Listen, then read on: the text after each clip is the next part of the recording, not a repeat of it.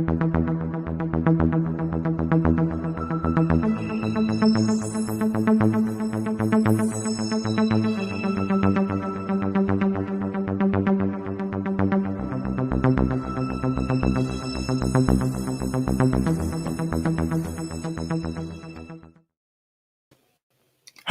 world. Good morning and Nissan Bulavinaka from Sydney, Australia. I am Sashi Singh and welcome once again to Sashi Singh's Talking Point on this second Sunday in April. In episode 16 of today's program, we will shortly be joined by one of Fiji's leading lawyers, Mr. Filimoni Vosarogo, who is also appearing on the program today as the representative of the People's Alliance. In an in-depth interview with Mr. Vosarongo, we will discuss his background, early inspirations in life, his legal career, his entry into politics, his political aspirations, and also discuss the real issues facing the people of Fiji today. As we begin, may I please request that you share the SSTP page on your own timelines so that we may share the interview with Mr. Vosarongo with as many interested people as possible. And to ensure that you receive instant notifications for all future programs, please like and follow the SSTP page. And on a very happy note, I can say that this week we have achieved a new milestone in our SSTP page because we've reached figures of well over 84,000 people watching us right throughout the week, and that is incredible, noting that we've only done 15 episodes so far. And for this, I thank each and every one of you who've taken the time out to follow us and to be part and parcel of SSTP on Facebook Live. Thank you very much for your support. Now, if you are joining us for the very first time, a big, big welcome to you, and to our regulars, our milestone followers, our top fans, welcome back. I hope you enjoy today's program as well. And the good news is, we're back to our usual starting time in Fiji, that of 1 p.m. Fiji time. Welcome to the Thinking People's program, Sashi Singh's Talking Point, live on Facebook. As always, we begin today's program, episode 16 of SSTP, with a warm welcome to our regular contributor, former Fiji TV journalist Nikhil Singh, to tell us of the key happenings of the week in Fiji and in Australia. Nikhil, welcome to SSTP episode 16, and a very good afternoon to you. It's a very good morning, Sashi. It's 11 a.m. in Sydney. Yes, indeed. I'm focused on Fiji time. Well, thanks for the correction. Good morning to you. Very good morning, Sashi. Good to be with you. All right. Well, last week, Nikhil, you reported on the annual conventions and the AGMs held by the People's Alliance and the National Federation Party. You said it was all but confirmed that the two parties are in a partnership arrangement. Now, there has been further development this week. Take us through that, please. Thanks, Sashi. Yes, a significant development, one that has been on the cards for some time. But let me first read you this, Sashi. Sorry, Nikhil, you're just breaking up there. People's Alliance and the National Federation Party. Nikhil, we will probably have to stop you there for a moment. I think it's an internet problem. You're breaking up. Can you please start that segment again? Can you hear me now? Yes, I can.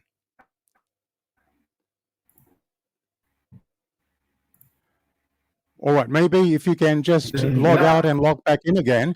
If I could just get you to log out and log back in again very quickly, we'll try that.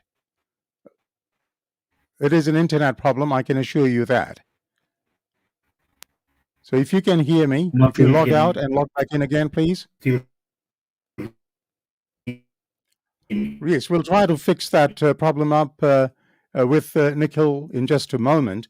And we're also expecting some big news from the precincts of Government House in Canberra, as there is news that Prime Minister Scott Morrison has made his way from Kirribilli House in Sydney, then to the airport in Sydney. He's flown to Canberra, and we believe that there will be some news as to the announcement of Australia's elections, anticipated, I think, around about the 21st of May, but we'll find out shortly, and we'll see if Nikhil can join us as well. Now, we will shortly be joined by Mr. Vosarongo, our chief guest for this afternoon. And if we don't get Nikhil back in a couple of ticks, then we will go straight over to Mr. Vosarongo to continue our program for today. And I certainly hope wherever you are, you're well settled in. A number of people who are watching us, let me just acknowledge a few of them. Rakesh and Saras Prasad, Nungonin Kami, thank you. Nick Naveen, Wame, Wangna Veva, Nisam Bulavinaka Kemni, Tukana Levadi is also watching. We've got the People's Alliance from Madhuwata. Thank you very much for being part of SSTP. Chandra Segran says Bula and Namaste to all. And we have Tevita Talanoa Whakaifo watching. Nimbula Vinaka Tevita. And Anil Kumar is watching. So welcome. We've just got a little hiccup, and I do apologize for that. We will give Nikhil a moment to join us. If not, we'll try and cross over to our chief guest in just a moment.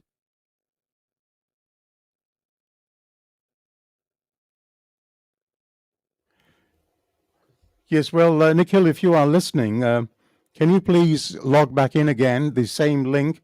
And we've got Leone Karawalevu from Japan.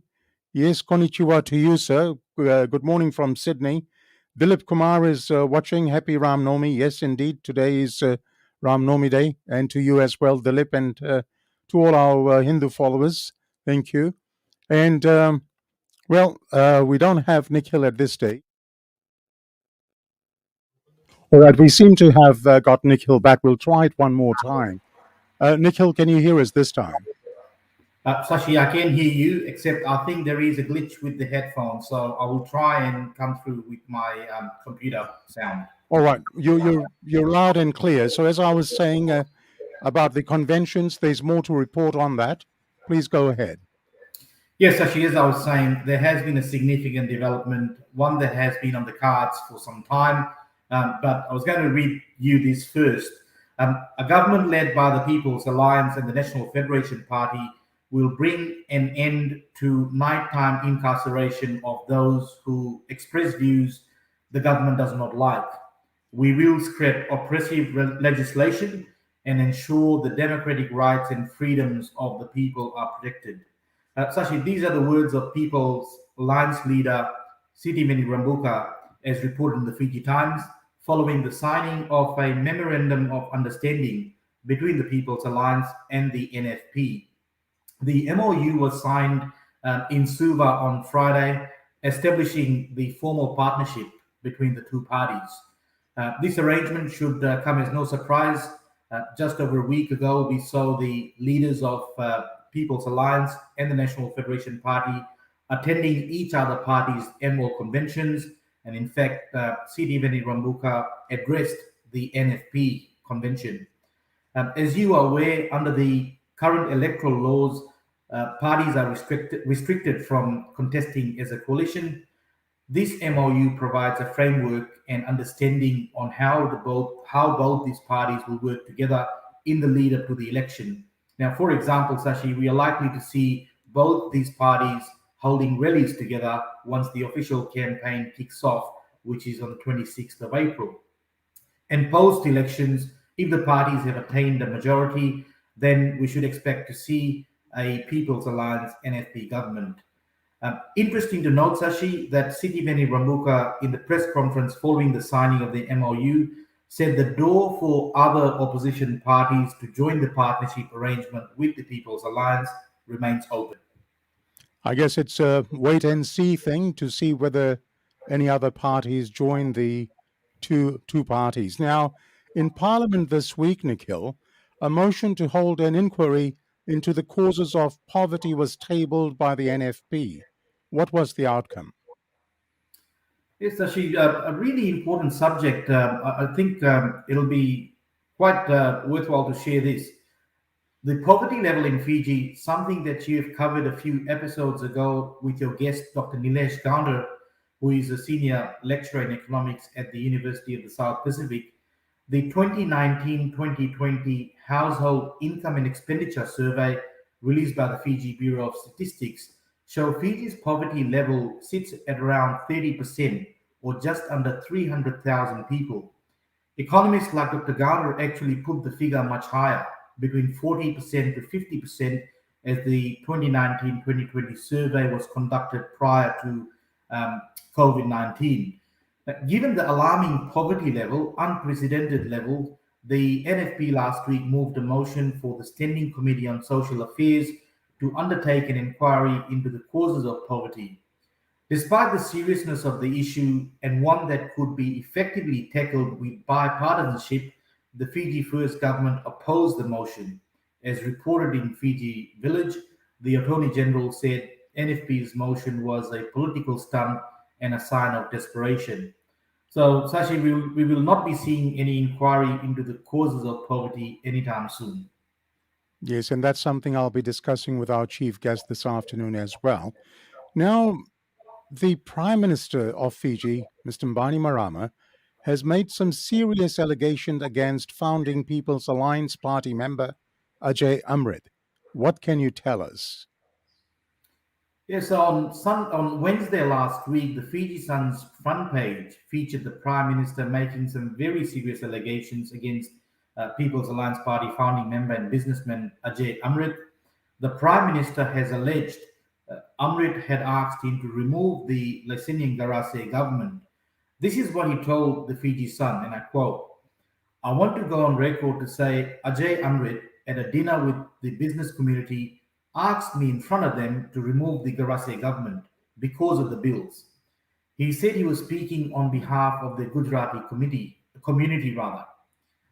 Now, Amrit has labeled the allegations as defamatory. In a statement, Amrit said, in regards to Mr. Bainimarama's comments published in the Fiji Sun dated 6 April, I have sought advice from eminent legal counsel and will respond in due course as such defamatory allegations by the Prime Minister should not go unchallenged, Sashi. Yes, indeed, I read that myself, and it was surprising that comments of that nature were mentioned outside the precincts of Parliament. There's no parliamentary privilege to cover this. Moving on, now, Fiji Women's Crisis Center coordinator Shamima Ali has asked the Attorney General to stop obfuscating the issue of convicted rapists serving jail time being released to play rugby. The AG says he is guided by the law and everybody should be. What is there to report on this front? Yes, actually, this matter relates to two convicted rapists, Amanoni Nasila Silla, who is a former National Sevens rugby representative, and Nathanieli Lambalamba, and then being allowed to play rugby for the Warden Sevens team in national tournaments in the country. As reported in the Fiji Times, Nasila Silla is serving an 8-year sentence for the rape of a 24-year-old woman, while inmate Lamba Lamba is behind bars for 11 years for the rape and assault of a woman, with both having completed just over 2 years of their sentences.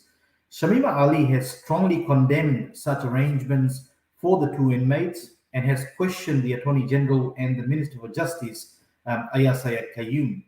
Fiji Village reports that Sayed Qayyum made it clear in Parliament on Monday last week that under orders stipulated in the Fiji Corrections Service Act, the Corrections Commissioner can allow prisoners to participate in sporting events or activities. Qayyum said that he is guided by the law as everybody should be.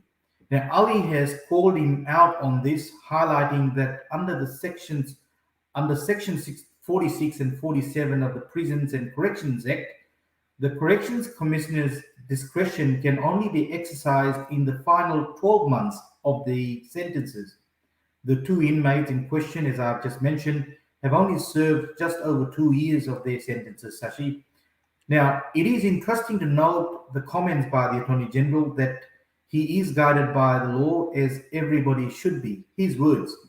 And I think many will be eager to find out why the Fiji First government, if you were to take that statement, why the government has ignored the requirements of the Local Government Act, for example, to hold local government elections since 2006. How has the law been followed here? Similarly, many will be eager to find out why the very clear process enshrined in Fiji's constitution has not been adhered to in the sacking of Solicitor General Sharvada Sharma Sashi.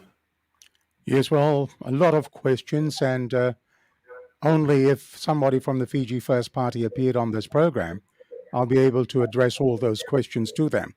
Now, closer to home, Nikhil, do we have any breaking news on the election front? Yes, actually, breaking news indeed. I think we can put all the speculation to rest. The Prime Minister Scott Morrison has visited the Governor General David Hurley in the last hour, and he has requested that a federal election be called. Morrison will be holding a press conference in the next few minutes from Parliament House, where he will announce the actual date. But his office has confirmed to Nine News, Sashi, that the election will be held on the 21st of May. So 21st of May. All right. Well, if there is any other news towards the end of the program, feel free to jump in now. And finally, I guess some good news on the horizon for foreign workers. Word is that foreign workers could be allowed to live permanently in Australia if Labor wins the upcoming election. Opposition leader Anthony Albanese has hinted that. Is this an election gimmick? Well, he has hinted this at a conference, Sashi, and I thought to share this given the increasing number of workers coming from the South Pacific region, including Fiji, under the Pacific Mobility Labour Scheme, as you are aware. As reported in the ABC, the opposition leader told the National Farmers Federation conference in Canberra that offering permanent residency would make an enormous difference to Australia's ability to attract overseas workers. He said, and I quote, "If you have people who are coming here temporarily, year after year, spending month after month here, why don't we give them a bit of certainty and actually allow people to stay who are making a contribution to the country?" So it's a policy. We're yet to see if that'll be implemented should Anthony Albanese form government. Nikhil, thank you very much once again, and appreciate your contribution as always. Have a wonderful afternoon. And as I said, if you have any breaking news for later on, feel free to join us towards the end of the program. Thank you, Sashi. My apologies to you and the viewers for the little technical glitch, but I am really looking forward to hearing from Mr. Vosarongo. Likewise am I. Thank you, Nikhil. You are watching Sashi Singh's Talking Point on Facebook Live. We ask the questions that Fijians all over the world want answers to. Fijians want to know. Please like and follow the SSTP page if you have not done so. And I have an important announcement to share with viewers. Sashi Singh's Talking Point, SSTP, recognizes that questioning, constructive arguments, and opinions are part of conversation. But posts with aggressive personal attacks, profanity, name-calling, swearing, defamatory in nature, and/or threatening will be removed immediately, and offenders will be blocked from being part of the SSTP program. Let's hope we don't have to take those stringent measures. Let's observe the rules and enjoy the program. Now it is time to meet our chief guest on SSTP this afternoon. Our chief guest today is Mr. Filimoni Vosarogo, a prominent Fijian lawyer with areas of expertise in criminal law, transport law, constitutional law, public law, appellate advocacy, sports law, mediation and conflict resolution, employment, arbitration, and family law. In recent times, Filimoni Vosarogo has provided counsel to cases of interest, such as defending former Prime Minister of Vanuatu and sitting parliamentarian, the Honourable Charlotte Salwai in the Supreme Court of Vanuatu. He also defended former Prime Minister of Fiji and present leader of the People's Alliance, Mr. Sitiveni Rabuka, in his pre-2018 general election charges, and also defended the Prime Minister of Tuvalu, Honorable Apisai Lelemia, on abuse of office charges. He has successfully defended and or appealed against conviction in politically motivated cases. Mr. Filimoni Vosarogo, a very good afternoon to you, Nissan Bulavinaka, and welcome to episode 16 of Sashi Singh's Talking Point. How are you this Sunday afternoon? I'm well. I could be better, Sashi. I'm afraid my voice is not with me today. Trying to shake off a very bad cold in the last few days, but hopefully you're hearing me loud and clear. I am indeed hearing you loud and clear. Your voice sounds wonderful, deep, resonating voice. That's what we need from a good lawyer, I guess. And I can share your concerns. I've also had a chest bug, which has got me coughing and sneezing and everything else. But together, I'm sure we'll work our way through the program.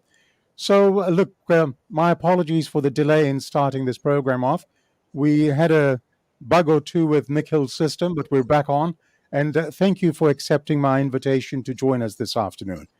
Now, Filimoni, as I almost always do, let me please begin by asking you to describe your earliest memory.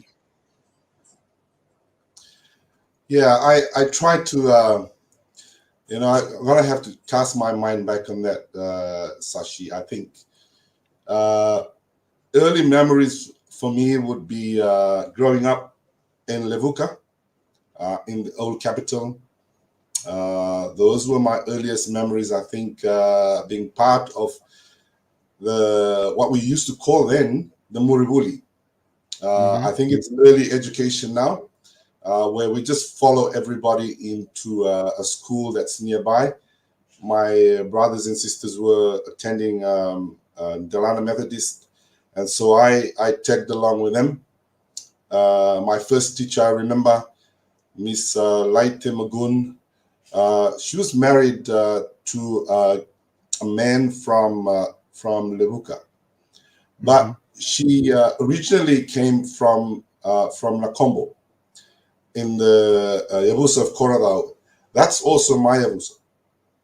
So she was an aunt who was also my first teacher. She was the teacher at class 1 and 2, I think. And by default, I was Murivuli, so I was, I was also part of that crowd. A real disciplinarian. I remember her as being, someone who was very tough. I remember childhood in Levuka, where we couldn't wait for the end of school, and would run home, pick up our fishing gears, and go and at the Pafco Wharf, what we would call Jack Salala. And every kids from Levuka town would be at that wharf doing the same thing, trying to collect as many salala as we can.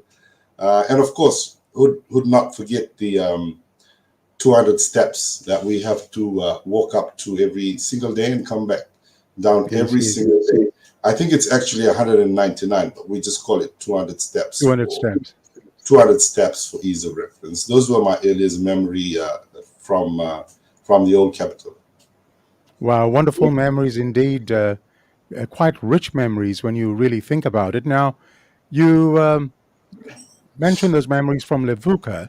Where were you born, and what about mom and dad? You mentioned siblings. Tell us about your family. Yeah, Sashi, I was born in Savo Hospital. At the time, 1976, my dad was back in Dunedin for some studies.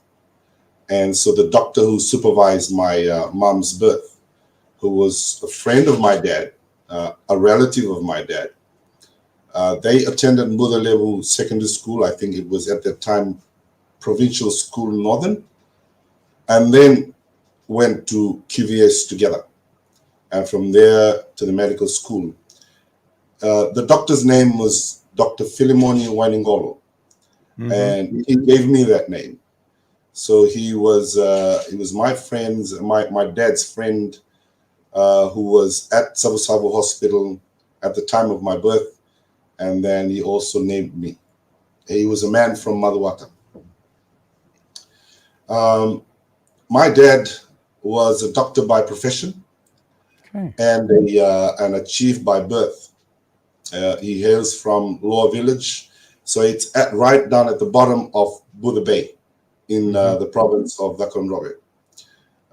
His name is Dr. Chone Vosarongo, and my mom, who was at the time a very young nurse from Sinuvada village in Coral Island. And I'm the youngest of 7 siblings. Okay. I was lucky enough to have 2 sets of parents. My uncle and his wife, who are Ta and Mom to me, and 2 of my sisters, Margaret and Vasiti, and our older brother, Solo, who now today lives in Nandi with his wife, Lavinia, and his children. So those are my immediate family, Sashi. Wow, wonderful indeed. Now, who would you say was an early influence in your life, and why? Yeah, two people who were very instrumental in my life, and remain so in now when I have to make decisions. I think about the values and prescriptions that they have given me over all those years. My father, the doctor, was a man whose early life was beautiful. It was also sad, but it was inspirational to me. He was raised by a single mom with his sisters and a younger brother in a settlement village not too far away from where we're originally from. So he didn't see his father quite often, but I think his life, Sashi, was probably shaped more by his absence rather than his father's presence. So he was a provider earlier on in his life to his mother and to his siblings. His life influenced me. He was a man of few words, but he was also an oasis of wisdom and value. He loved his grog, and to that daily. And this, Sashi, I never got to understand how doctors could also be smokers, but I think that was my dad for me. But because he didn't have a father in his life, he didn't quite know how to raise sons.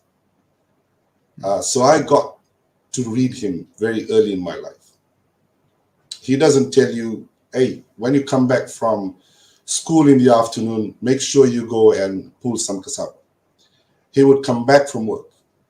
He would change and he would go and do that himself. Wow. So I learned that, critical value from him, that leading by example. He was an outdoor man, always in his plantation in the afternoon, planting something outside, and I got that trait from my dad. Even now, I still do. But I also had another influence in my life. Yes. A beautiful soul, Eleanor Ngonewai, who I call Mom. She was a lady who believed in me and my aspirations to be whoever I wanted to be. She left Margaret, Vasiti, and I, and all of our children a few years ago. But she was the tower of strength in my secondary school life and in my days at the university. Many lives are said, Shashi, that could be said to have been powered by women. Mine is certainly one of them. Wow, amazing. Now, Dr. Vosarongo, your dad, is dad still around? Oh, he's passed on. He's passed on.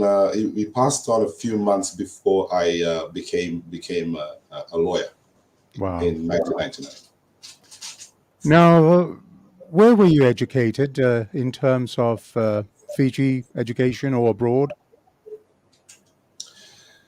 So, because my father was a medical doctor, and part of that was having to leave in the moment of you could get transferred the next month. So, in my primary school days, I had to attend 5 primary schools. So I started at Delana Methodist Primary, and then I went to Naroi District School in Moala Island, and then from there to Kama District School in Tukavesi, nearer to home now. And from Kama District, my dad was transferred to Nambawalu in Bua, and so I went and studied at Buia District School. And towards the end of 1987, my dad was transferred to Lambasa. And so I had to go and spend the later part of the second term and the third term at Holy Family Primary School. So I was getting tired of moving between primary schools even during the year. So my dad and I sat down, we talked, and he said, we don't know what's going to happen. In the next few years, I might get transferred to other places. So that's how the discussion with Queen Victoria School came. And so that's where I spent the entire 7 years of my secondary school life, at Queen Victoria School. And moving on, university? Yeah, so I then joined the USP LLB program in 1995. And so the USP LLB program started only in 1994. So we were the second lot of the LLB program in 1995. And in 1995, 1996, we studied at the Laudala campus of the USP, and then the dormitories in Efate, Port Vila was ready. So the law school was moved to Port Vila, or part of it was moved to Port Vila. And that's where I lived and stayed for 2 years, 1997 and 1998. And then I came back to Fiji in Suva campus to sit my bar exam, so the postgraduate legal diploma program, for 6 months before I started looking for a job. And talking of a job, once you had finished your formal education and got admitted, as you mentioned, I believe your first job was at the Director of Public Prosecutions, the DPP's office, from November 1999 to September 2003.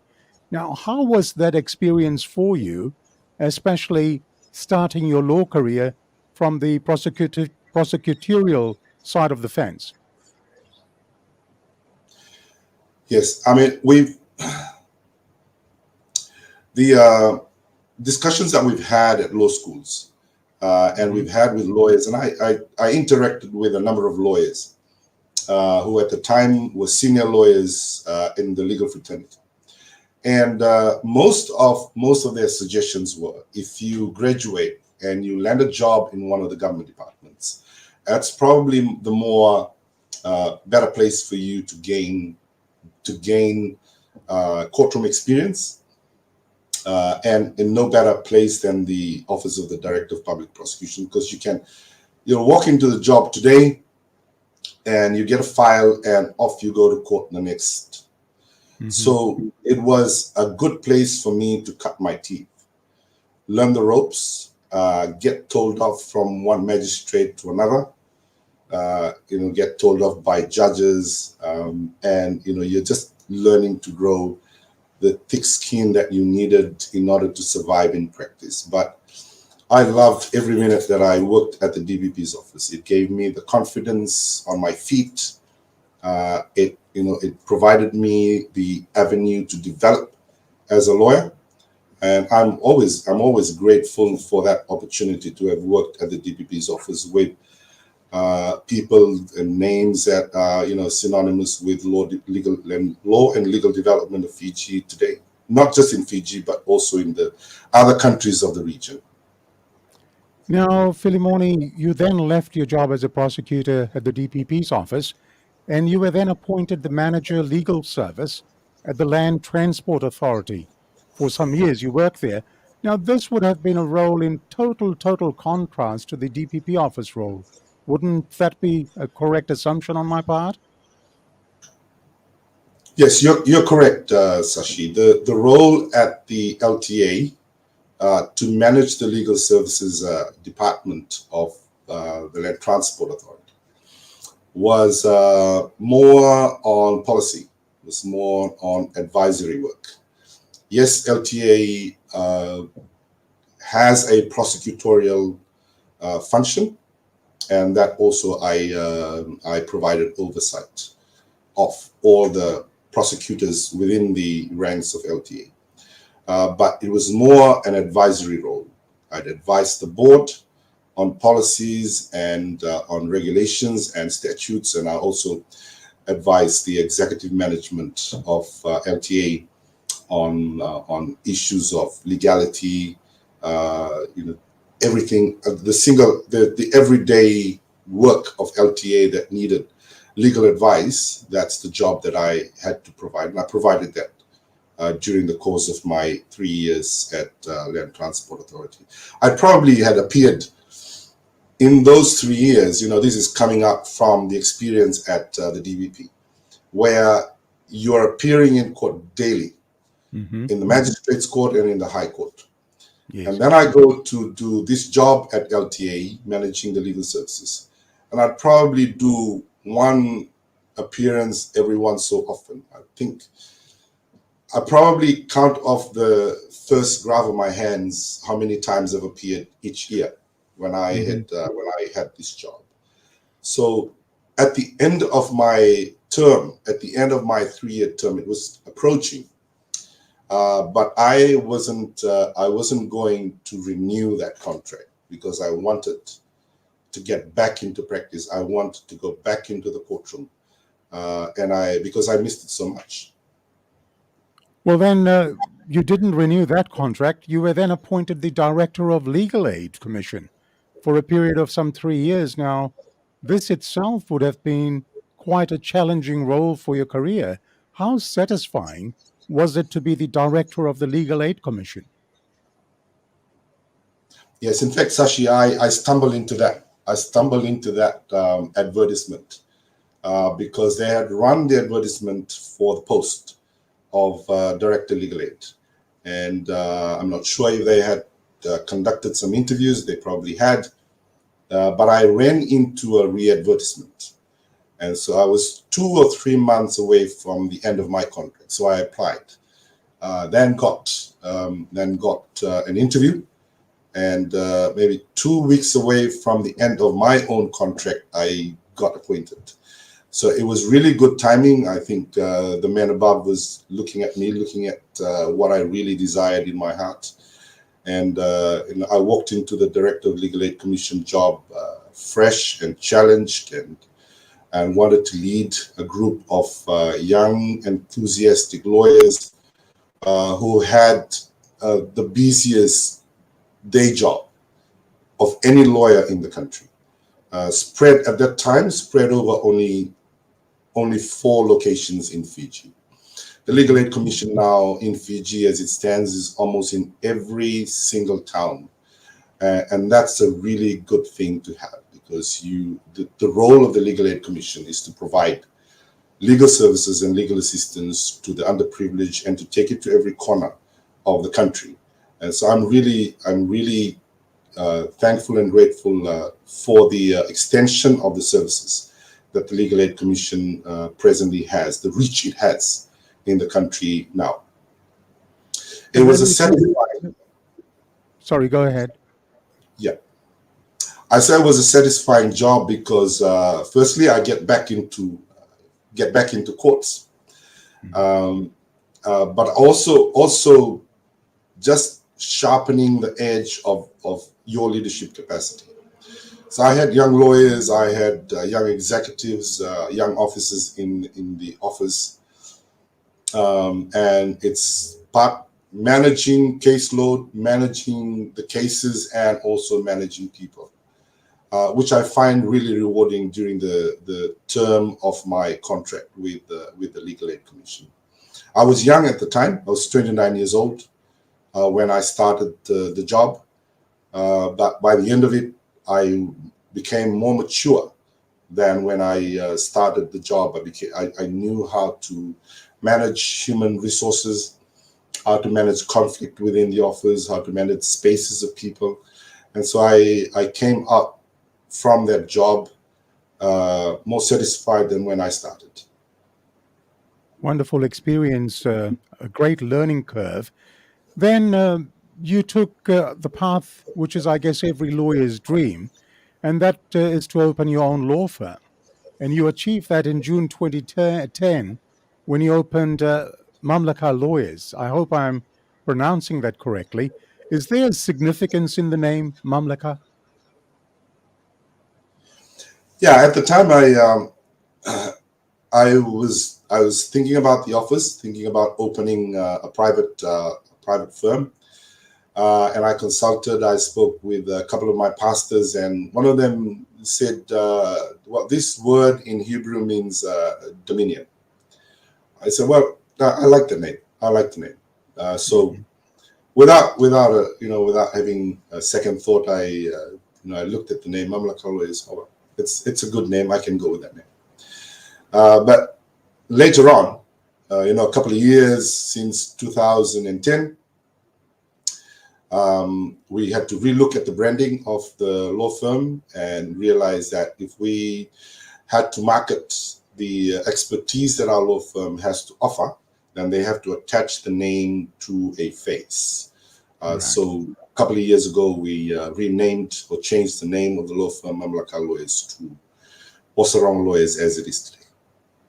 Wonderful. Now, you've had your own law practice for some 12 years, I believe, and your firm has initiated a program called Crime Doesn't Pay, which is geared towards the youth of today. What is this program about? I'll tell you of its origin. I think it was in 2016, 2017. So I got an invite from a youth group of a Pentecostal church here in Serua. So I designed. It wasn't called Crime Doesn't Pay then. It was just an informative slide and a package that I wanted to share with the youths, just telling them about stats of crime. And why it's just not good for you to commit these acts or crimes.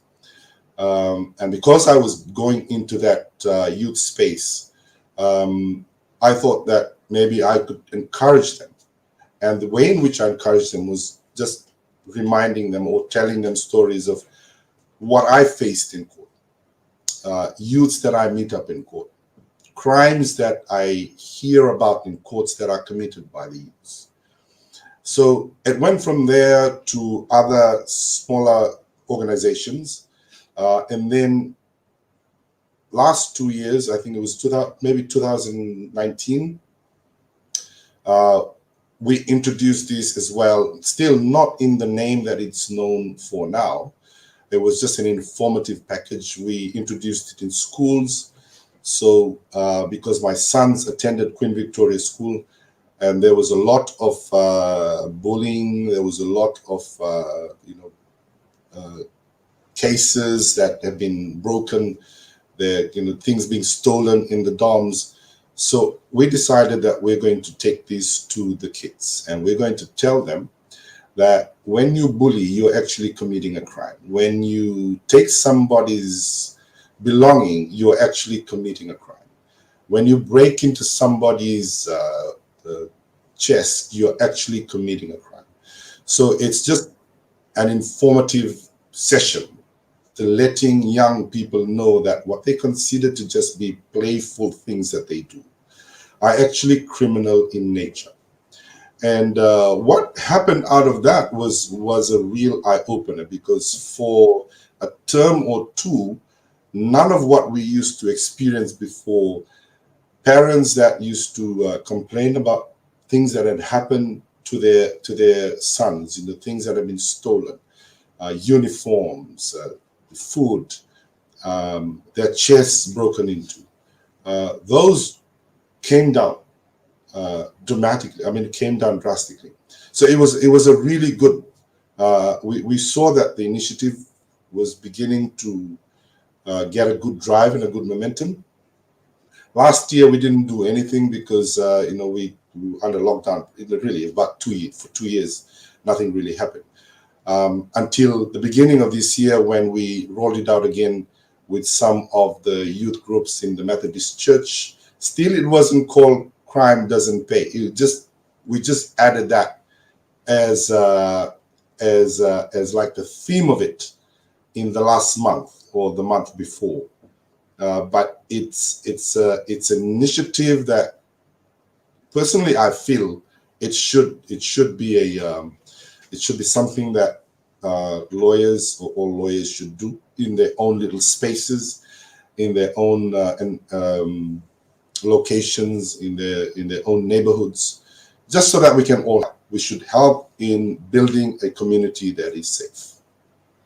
It's a wonderful message you're taking to the youths of Fiji. Well done. Congratulations. Now, would you describe yourself as a community-minded person? Because I note that you've been the legal advisor or representative to a number of community organizations such as the Rugby Union, Fiji Rugby Union, the Fiji National Rugby League, the Scripture Union in schools, the Fiji Teachers Registration Board, etc. Are you a community-minded person?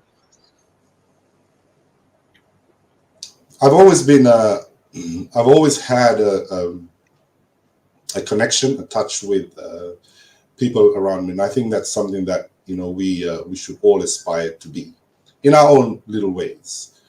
Just reaching out and seeing what you could do in your community. With the youths, it was when we came back from Lambasa, and my wife and I, with our eldest son, relocated back to Suva, found a house in Cunningham, and at the time there was kids just on the streets, looking forward to playing rugby touch in the afternoon, volleyball, and so a master school teacher and I said, no, let's organize a proper rugby team for this place. So we put together a team that surprisingly in the first year of its competition in the Sinu, won the prestigious trophy that was all teams fought for annually.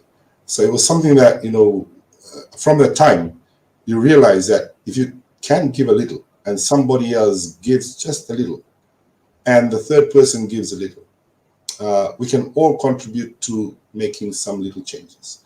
And those changes remain up until now. The kids in Cunningham, even though I don't live there now, but the kids in Cunningham, they still know me. I still know them. We're still in contact. More so now when I'm out there as a political actor. Their affiliation with me brings them closer. So it's something that now it's a very mutual relationship. You are watching Sashi Singh's Talking Point, and our chief guest this afternoon is Mr. Filimoni Vosarogo, one of Fiji's leading lawyers and a representative of the People's Alliance Party. Please share the SSTP page if you can, and share this interview with family and friends, and don't forget to like and follow the SSTP page as well. Now, Filimoni, let me change the subject to politics. Where did you get the motivation to get into the political arena?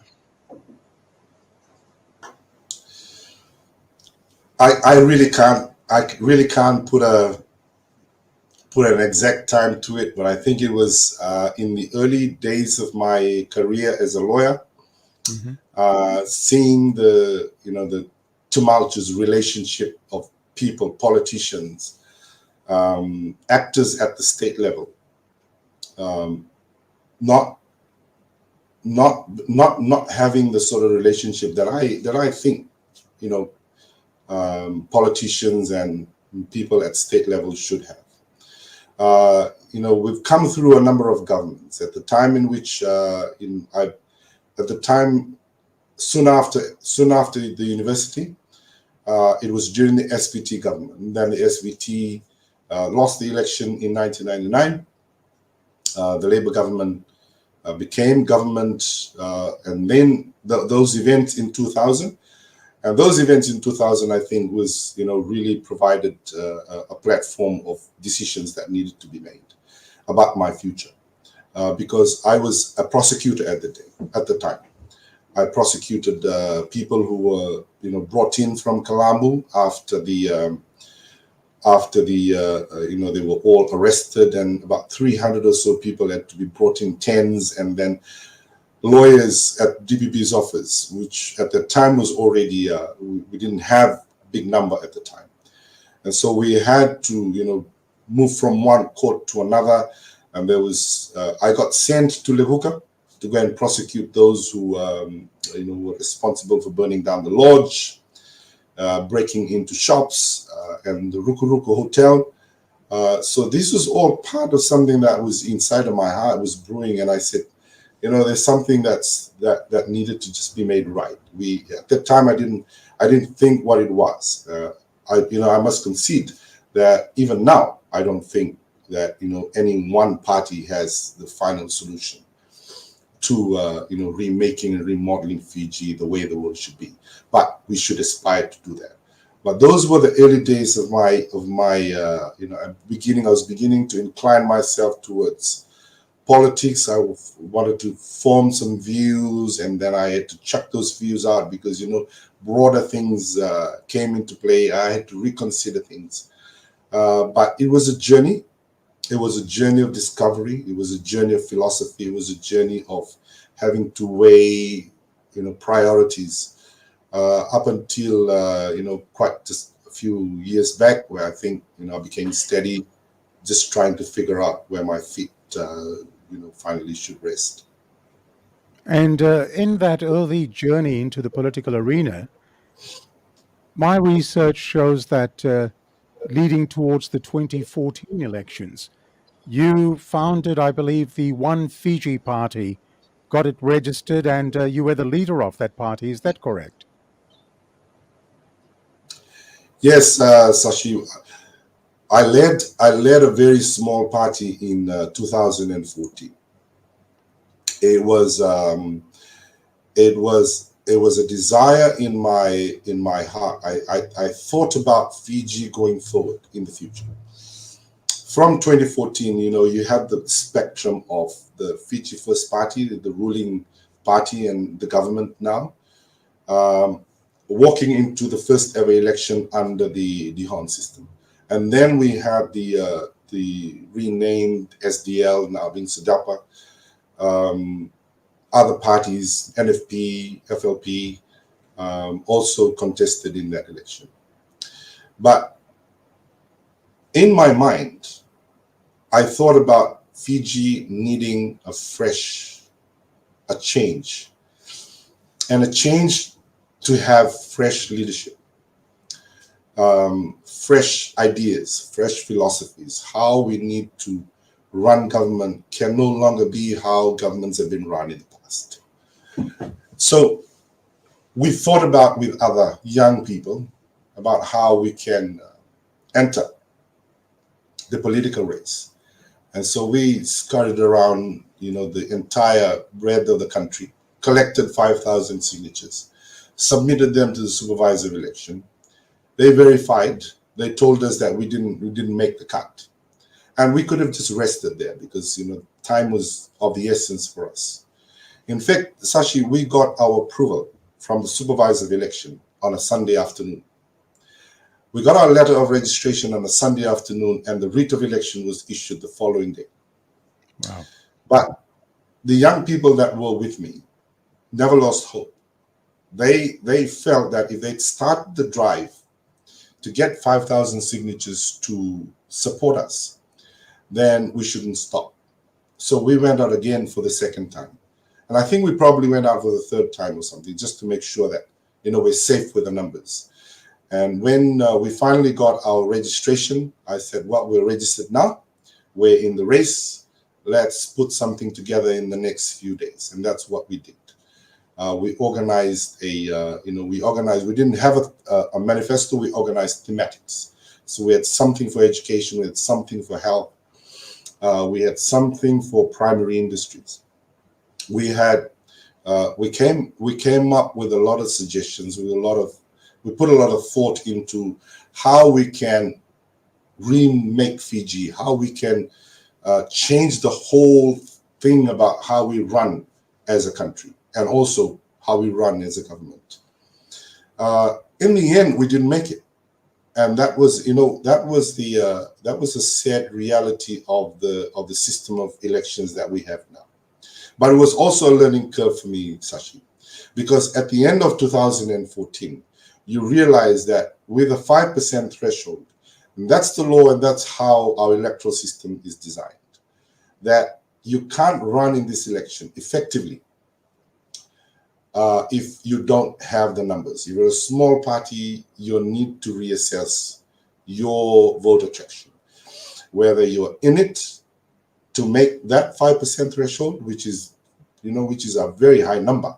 It's a very high number, and that if you don't, you need to have some reflections about what you're doing, because at the end, if you don't meet the threshold, as we didn't meet the threshold in 2014, all those votes went to waste. So it was a challenge, it was an experience, it was a journey, but it was also a learning.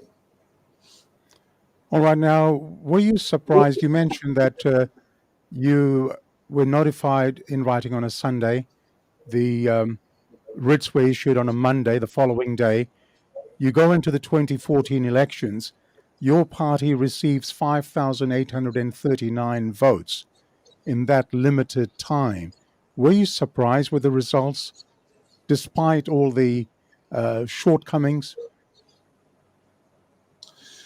I was surprised in as much as those who ran with me in the One Fiji Party banner, but I was also humble, Sashi. Humbled by the fact that if I was just to take the number, I don't know if they were the same people who signed up, also with the same 5,000 that voted. I don't know if they were. But to me, the number reflected something, that the 5,000 who signed up for you, that ultimately became the same number that voted for you. So you really have genuine followers. That to me was humbling. And that was a big takeaway for me in 2014. Okay, the 2014 elections had come and gone.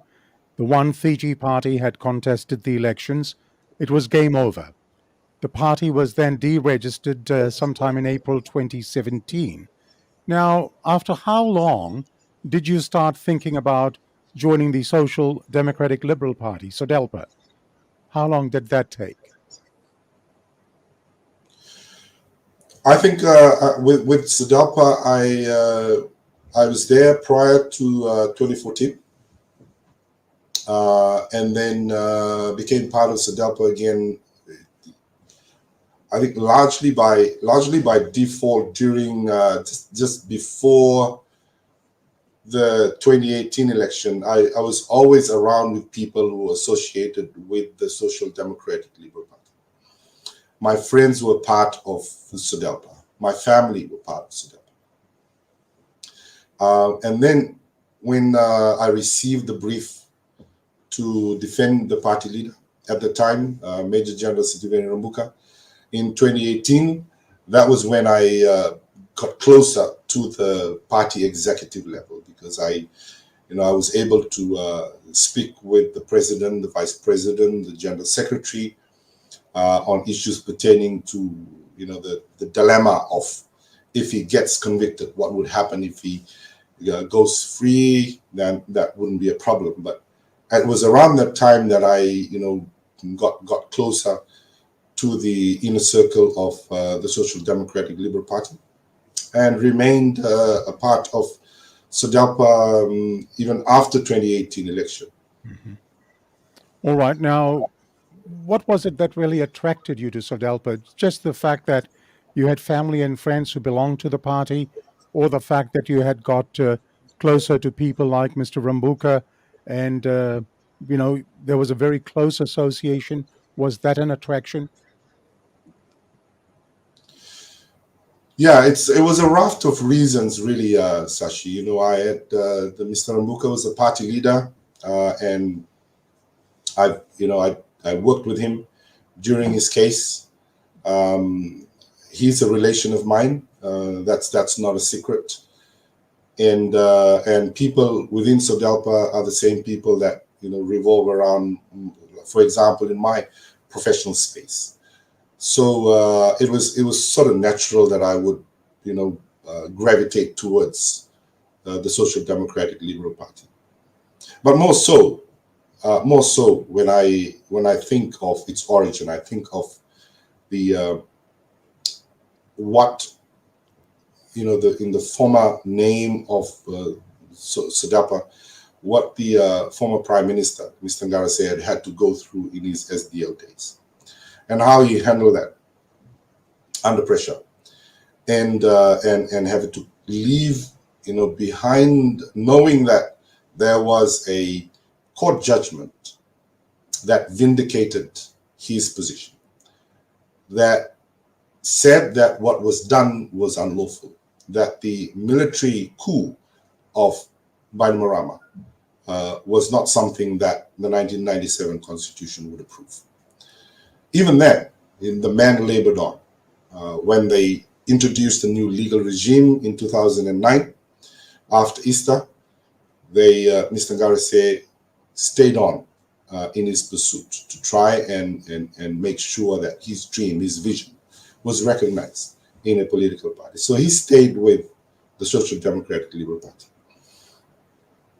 To me, it speaks volume of a man whose ideals he thinks is the best ideals to grow this country, and that's the thing that pulled me towards SODELPA from the start. It was value based, it was principle based, and it was something that I could read from the life of the Prime Minister Garcia. I've spoken with the man as well. I've spoken with the man as well on a number of occasions. We've exchanged some ideas. I think he is a great leader, a very humble man, has great family values. Just the package that you would look at when you are looking at somebody that should have led Fiji in his lifetime. Now, in November 2020, you rose to the position of deputy party leader of SODELPA. How did you adapt to that ascendancy to the deputy leader position? Yeah, so they put out the advertisement for the position. I had a read through them. My first impression was I could tick the boxes, but then I have to fare with those who are sitting parliamentarians and those who are seasoned politicians. Sorry. So really part of the reason why I applied was I wanted to gauge myself, because I was going to be part of the 2022 general elections. I made up my mind after 2018 that in 2022 I was going to contest the general elections. I looked at the opportunity to apply for the deputy party leader position at SODELPA as a gauge. If I could apply and get an interview, I would be able to gauge myself, say, for example, amongst sitting parliamentarians. And for the interview, there were 5 of us. There was me and 4 other sitting parliamentarians. To me, that was what I wanted. The ideal of applying for the position was not so much as to get it, it was to see what value I have now and what value I could bring to the party if I get elected. So that process was done. My name and Ms. Tambuya's name came out from the interview as the 2 topmost candidates from the list of interviewees. Ms. Tambuya obviously had, on terms of marks, she had more marks than me. She scored higher than me. But then it came down to how the management board were going to vote. And so I was doing a trial from here in this boardroom, in this same place that I'm having this interview from. So I was doing this trial from here, defending the Prime Minister in Vanuatu. And it was during that time when my name was announced at the management board, and then I had to go into that November AGM to go and officially receive the nomination and accept to be part of SODELPA as its deputy party leader, deputy to Mr. Rabuka in 2020. Okay, now when you were appointed the deputy party leader of SODELPA, you spoke of the need for a unified SODELPA. Why did you make this call? Did you see fractions or fractures within the party?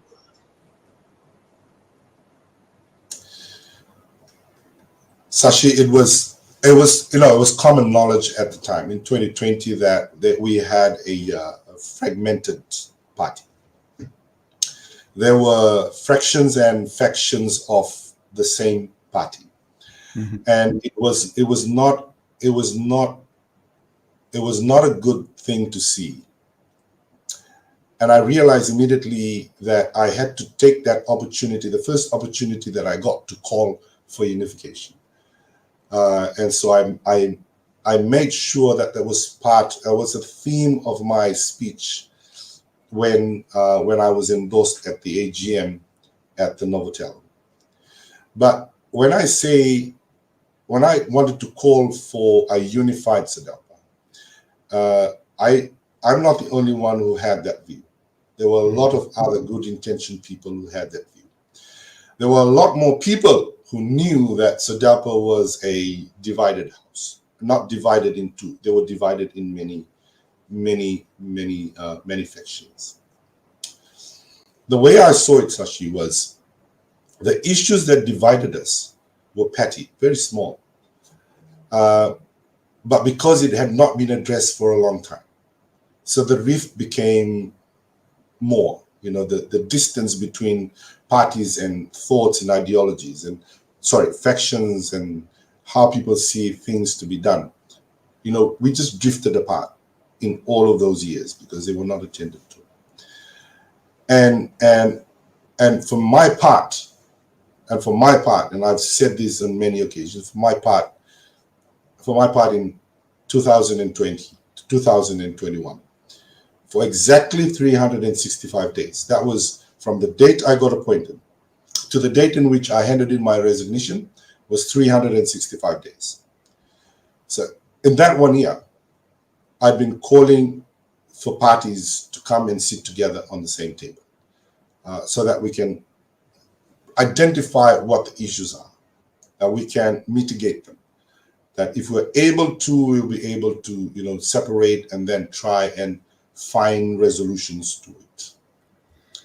I don't think that the problem that were there now, certainly hoping that it's not there now, but those issues that were there in 2020 and 2021, in my view, could have been resolved, easily resolved, if once, twice, or maximum 3 times, we could be able to bring together all the people who are concerned about these things, who are probably proponents of the differences, and we should be able to sit down and amicably resolve it as adults, as people with wisdom.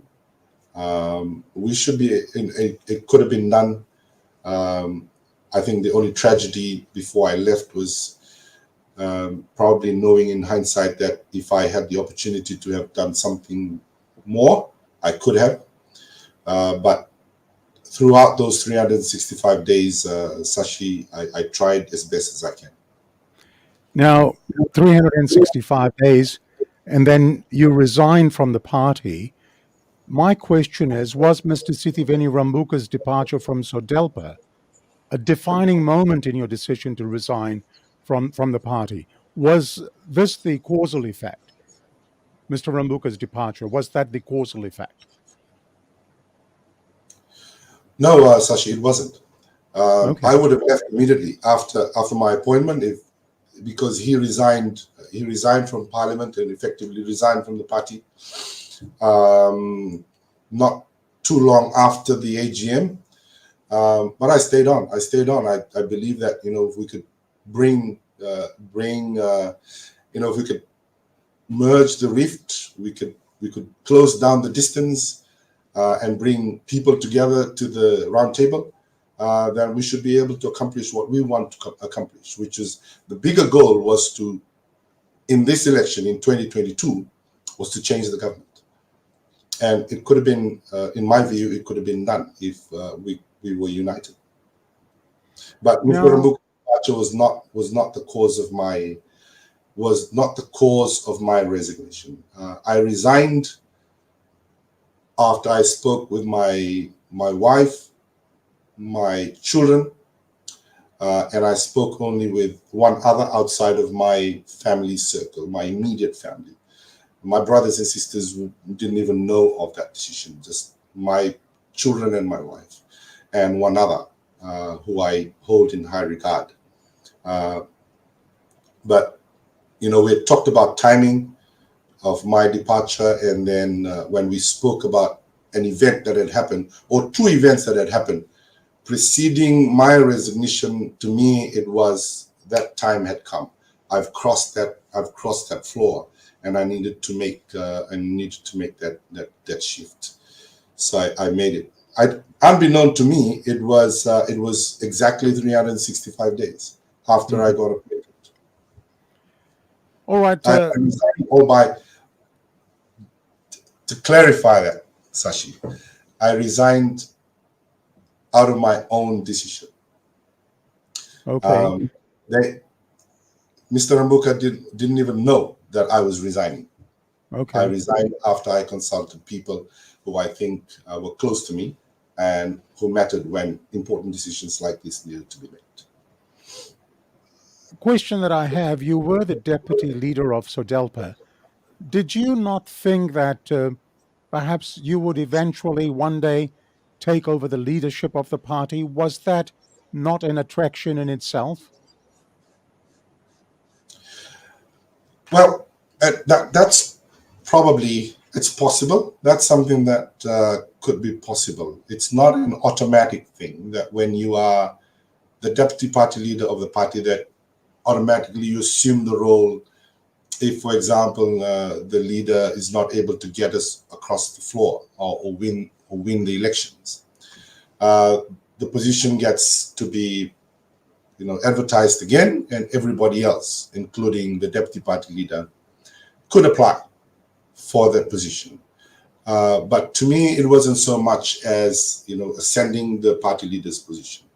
To me, it was about the political party's chance of unsitting the Fiji First government. That's more important. Okay, which now then brings me to, excuse me. So at the time of your resignation from SODELPA, I believe you had announced that you were going to join the People's Alliance led by Sitiveni Rabuka. Now, what was the motivation behind that decision? At the time, and again, just from my observation, the People's Alliance was, beginning to gather momentum.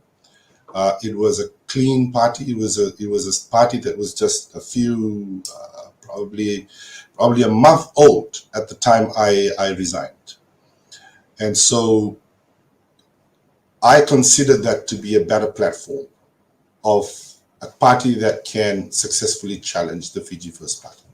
And of course, I mean, the Rabuka factor has always been there. You can't deny the fact that Mr. Rabuka leading a political party is small. He is a as described by his fellow parliamentarians. He's a big hitter when it comes to politics. in Fiji. And so that was something that, really just made my decision, the decision that I had to make. It made it more easier for me to make that call. That's the Rabuka factor. Now, what was That's the people's? Yeah, that's the Rabuka factor. Now, what was the People's Alliance message that appealed to you most when you decided to join them? Yeah, like I said, Sashi, I was starting from the background. I was looking at the proponents of the party, the founders of the party. The ideals, as we were told, it came out in snippets at the time. But what really attracted me from the start was how diverse the founding members were. Not only in terms of race, but also in terms of age group. So, when I saw Mr. Pavan Singh being a founding member of the People's Alliance, I hadn't known the man. I've never met the young man. But to hear of him and his strength and courage to say, I'm joining this party because I believe in the tenets of its existence. I believe in its ideals, and he also believes in a change from Buka. And so I thought about all of these factors, and I say, if this movement is something that it says it is, then it is something that is worth venturing into, and that's something that I did. But it was a diversity. It was a diversity and the promise of inclusiveness in the early stages in the formation of the party that could really attract anybody in Fiji who's looking at making sure that we now have a government in the next one, that we have a government that is going to be inclusive, addresses diversity and multiracialism. Now, Filimoni, in your view, how does the People's Alliance resonate with the people in Fiji? Why is it different to any other political party? I could say from my recent experience now with being involved with the People's Alliance on the ground, much recently more in Suva than in any other parts of Fiji. But my earliest engagement with the party was when I traveled down to the west. The party leader was not able to make it, so we traveled down with Mr. Mbuya to just witness the formation of two branches, and they were huge attendance. I thought that they were already AGMs. When we went to the second one, I thought it was a convergence of people from many villages or many tikinas, but it was only from one village itself.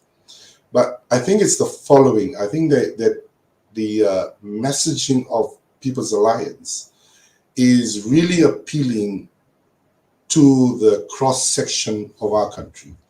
It's appealing to the Itokais, it's appealing to the citizens of Indian origin, it's appealing to the minority groups. Last week we were down in Wailoku, and the turnout was amazing. It was unbelievable that they came to meet a man they recognized who gave them recognition when he was prime minister, who helped them when he was prime minister. And these are people of Solomon Island descent. So I think it's that message of appeal. They're appealing to people because people could see genuine leadership. They could see that it best reflects who they are. So when you look at People's Alliance, you can mirror society in it. It's an actual society mirror. Okay. Have your wine moli, have a drink. I'll come back to you in just a moment. You are watching Sashi Singh's Talking Point, and our chief guest this afternoon is Mr. Filimoni Vosarogo, one of Fiji's leading lawyers and a representative of the People's Alliance. Please share the SSTP page and this interview with family and friends if you can. And don't forget to like and follow the page as well. Now, Philly, if I may ask you, there is this memorandum of understanding that has just been entered into 2 days back, and that's between the People's Alliance and the National Federation Party. And the two leaders, Mr. Sitiveni Rabuka and Professor Biman Prasad, signed the MOU. What are your thoughts on the proposed coalition post-election? My personal view, Sashi, is this MOU that was signed between the National Federation Party and the People's Alliance is going to be a turning point of Fiji politics. It's something that people wanted. It's something that people have always desired to have, was to have a government that was going to represent all of us. Not represent us because they want to represent us. They represent us because people want them, the politicians, to represent them. The People's Alliance right now is the party that is gaining ground momentum on the ground in Fiji, hands down. National Federation Party is, of course, we all know, is the oldest party in Fiji.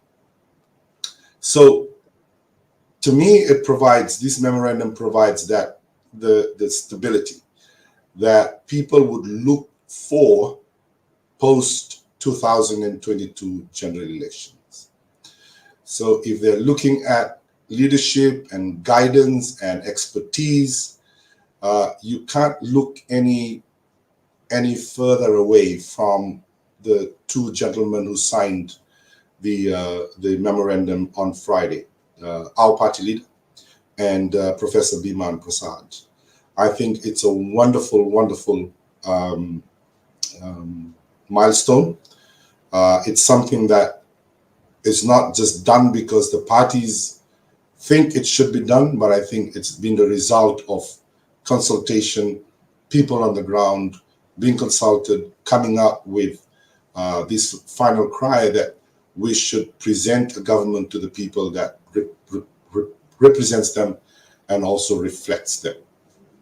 So Now, wonderful achievement by the People's Alliance and the National Federation Party.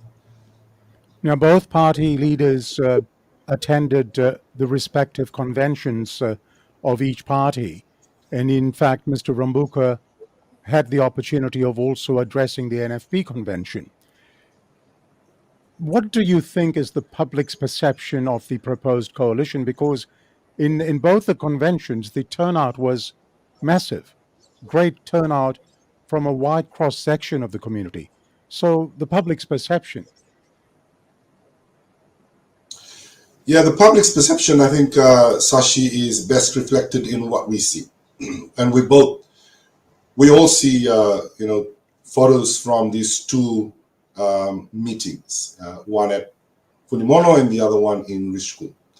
So from there we can gauge that, these are two parties that are gaining momentum from their support base.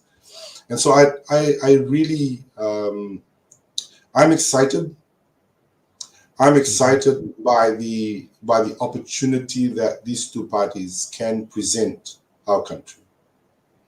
I'm excited about the opportunity that we could provide the country. But I'm also more, I take my hat off to the two leaders for doing something that they know when it was last done cost both parties, or the parties that they led at that time,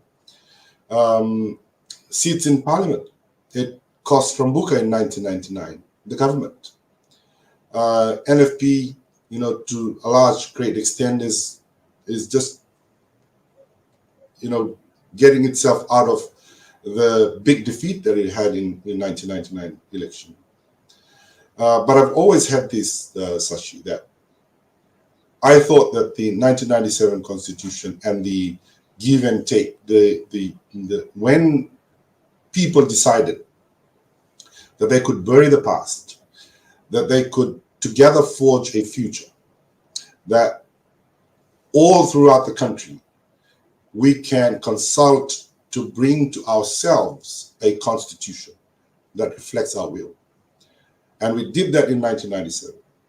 And when that document and when the constitution was taken in through Parliament, it was probably the only time in any parliamentary sitting where a major decision had to be made was done unanimously. It was on both sides of the House. They agreed that this should be the document that should govern us from now on. It was not a perfect constitution, but it was a constitution that was willed by the people. And that's the most important thing, that constitutions are supposed to come out of the people's will. So when 1997 was done, they come halfway the room, shake the hands, and so they declared that there was going to be the partnership that they would go to the general elections with. It cost them their political career. It cost them, political mileage. But those were good intentions. I believe those were good intentions.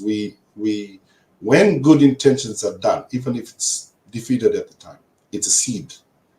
And that seed, in my own personal belief, we will see that grow into a tree that will be the cause of strength of this country's movement from this election on.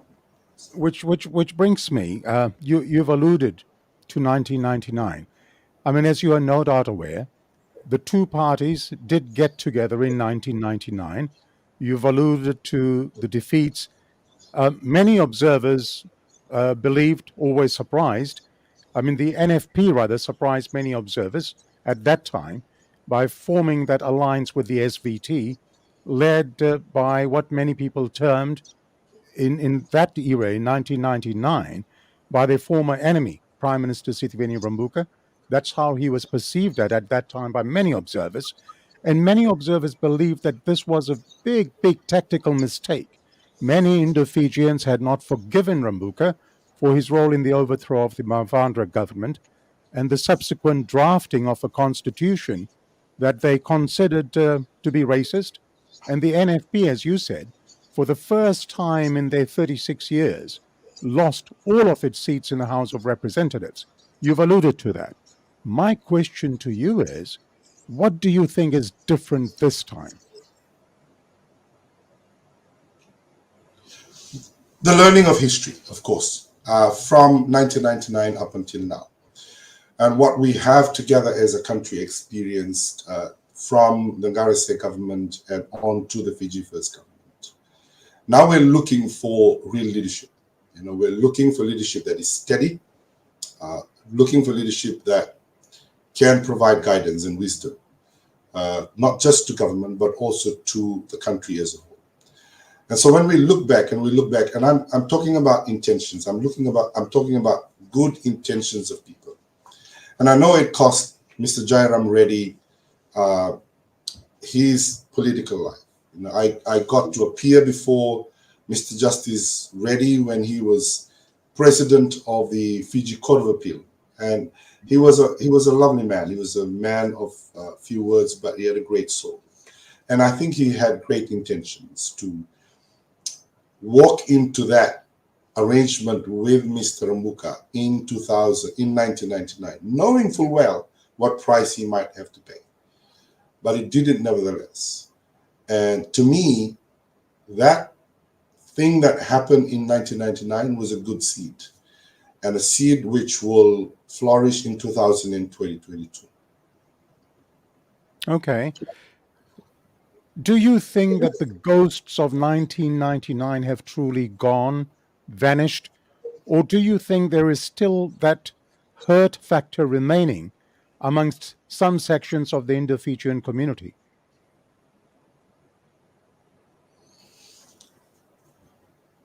I don't think that any of the ghosts would leave. They will remain with us forever. 87, remains to be, the Fiji Sun continues to bring up 1987 on its front page. 1999 might, soon turn to become a front page thing in days or weeks to come. And just for the sake of informing people that look at what they've done in 99, they've done now, they will suffer the same fate.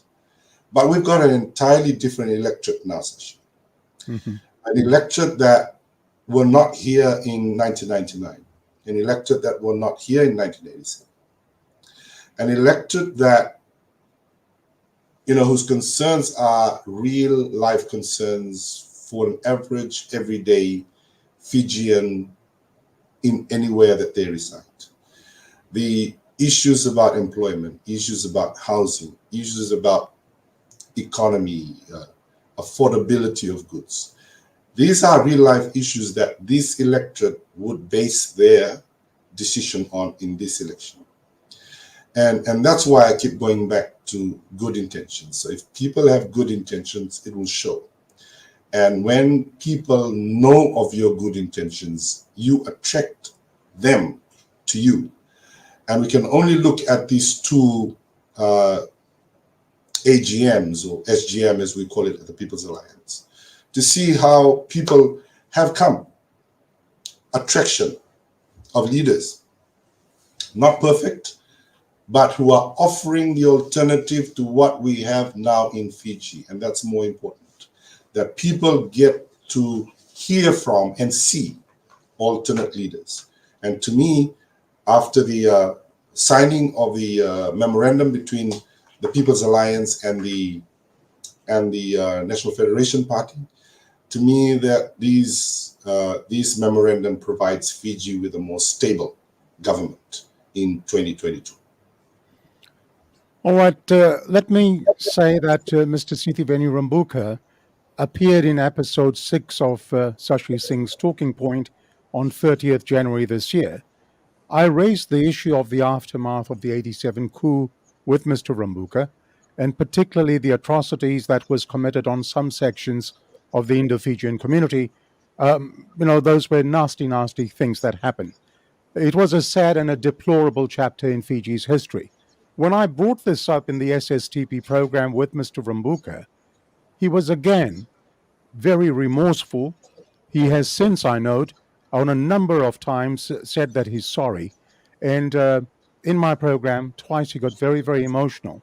And for people who are tuning in for the first time, you could go back and look at episode 6 of SSTP. The entire program is there.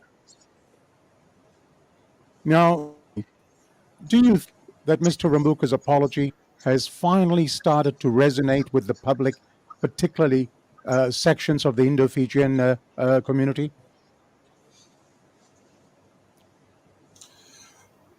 I think it has, Sashi, over the last couple of month or two, where I've been in some of the pocket meetings that he has attended. I personally witnessed him, talking to the sections of our Indo-Fijian community, reassuring them of his government, and I can see the warmth in that relationship. That people, yes, of course, that the atrocities of '87 could not be lost from the records of our Fijian history. But he's a man that has stood up for and apologized for what has happened under his watch. And I think that speaks of the man himself.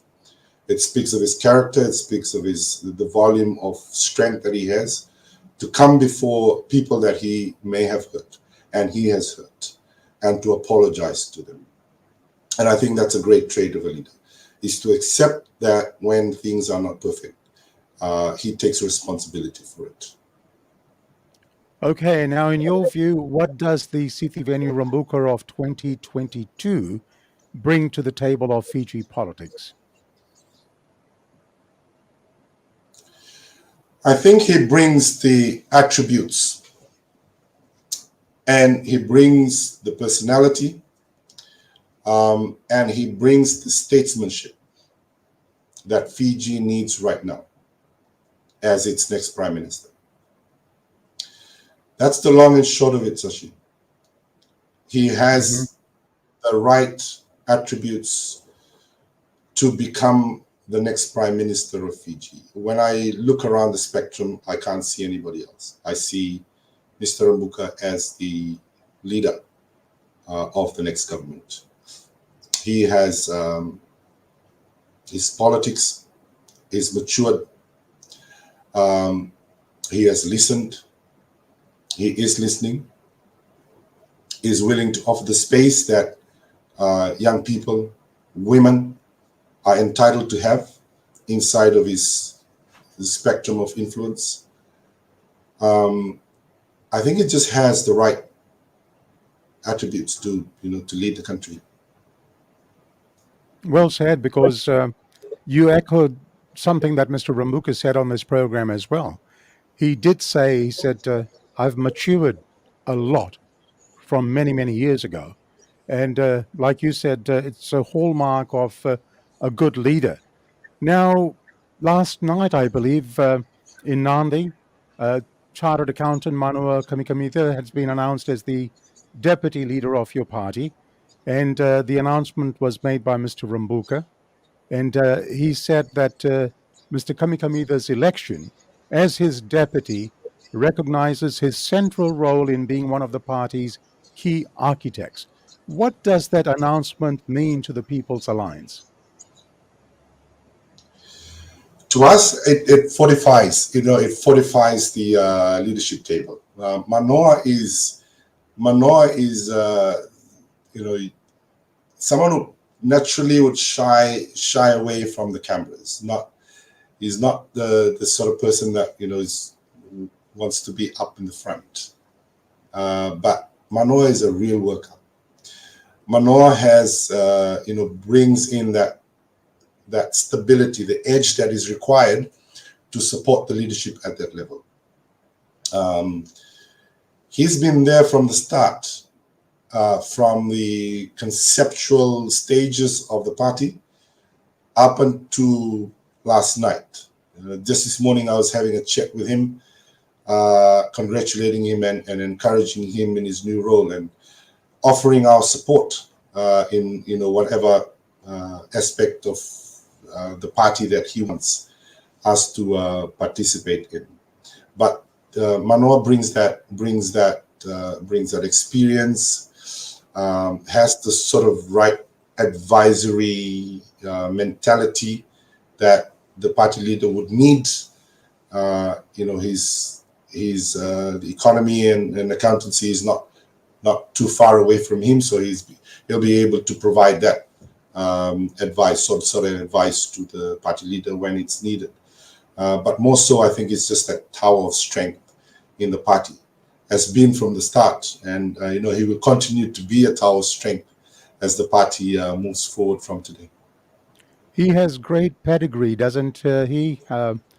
His dad was, I think, one of the best Minister of Finance in Fiji. Would you agree with my assessment? Yeah, I mean, I was too young. I was too young at the time to really know quite a lot about politics in those times. I know that he was, he featured prominently alongside, the greats like Ratumara, and of course, Mr. Rabuka in his government. But I think I may have just met the man once when he came as a guest when I was at school. But yes, Manoa comes with a great pedigree. I didn't want to say that, I say all of these things because he's an old boy of mine and a former head boy of Queen Victoria School, but naturally Manoa is a leader. I mean, I said that because I met Mr. Kamikamitha Senior. I've interviewed him in the past years ago, and I think by asking that question, I just gave away my age. Let's move on. I asked you about Mr. Rabuka. What does he bring to the political table in 2022? You've just discussed Mr. Kamikamitha as well. Let me now ask you about the proposed coalition partner, NFP. What does Professor Biman Prasad bring to the coalition table?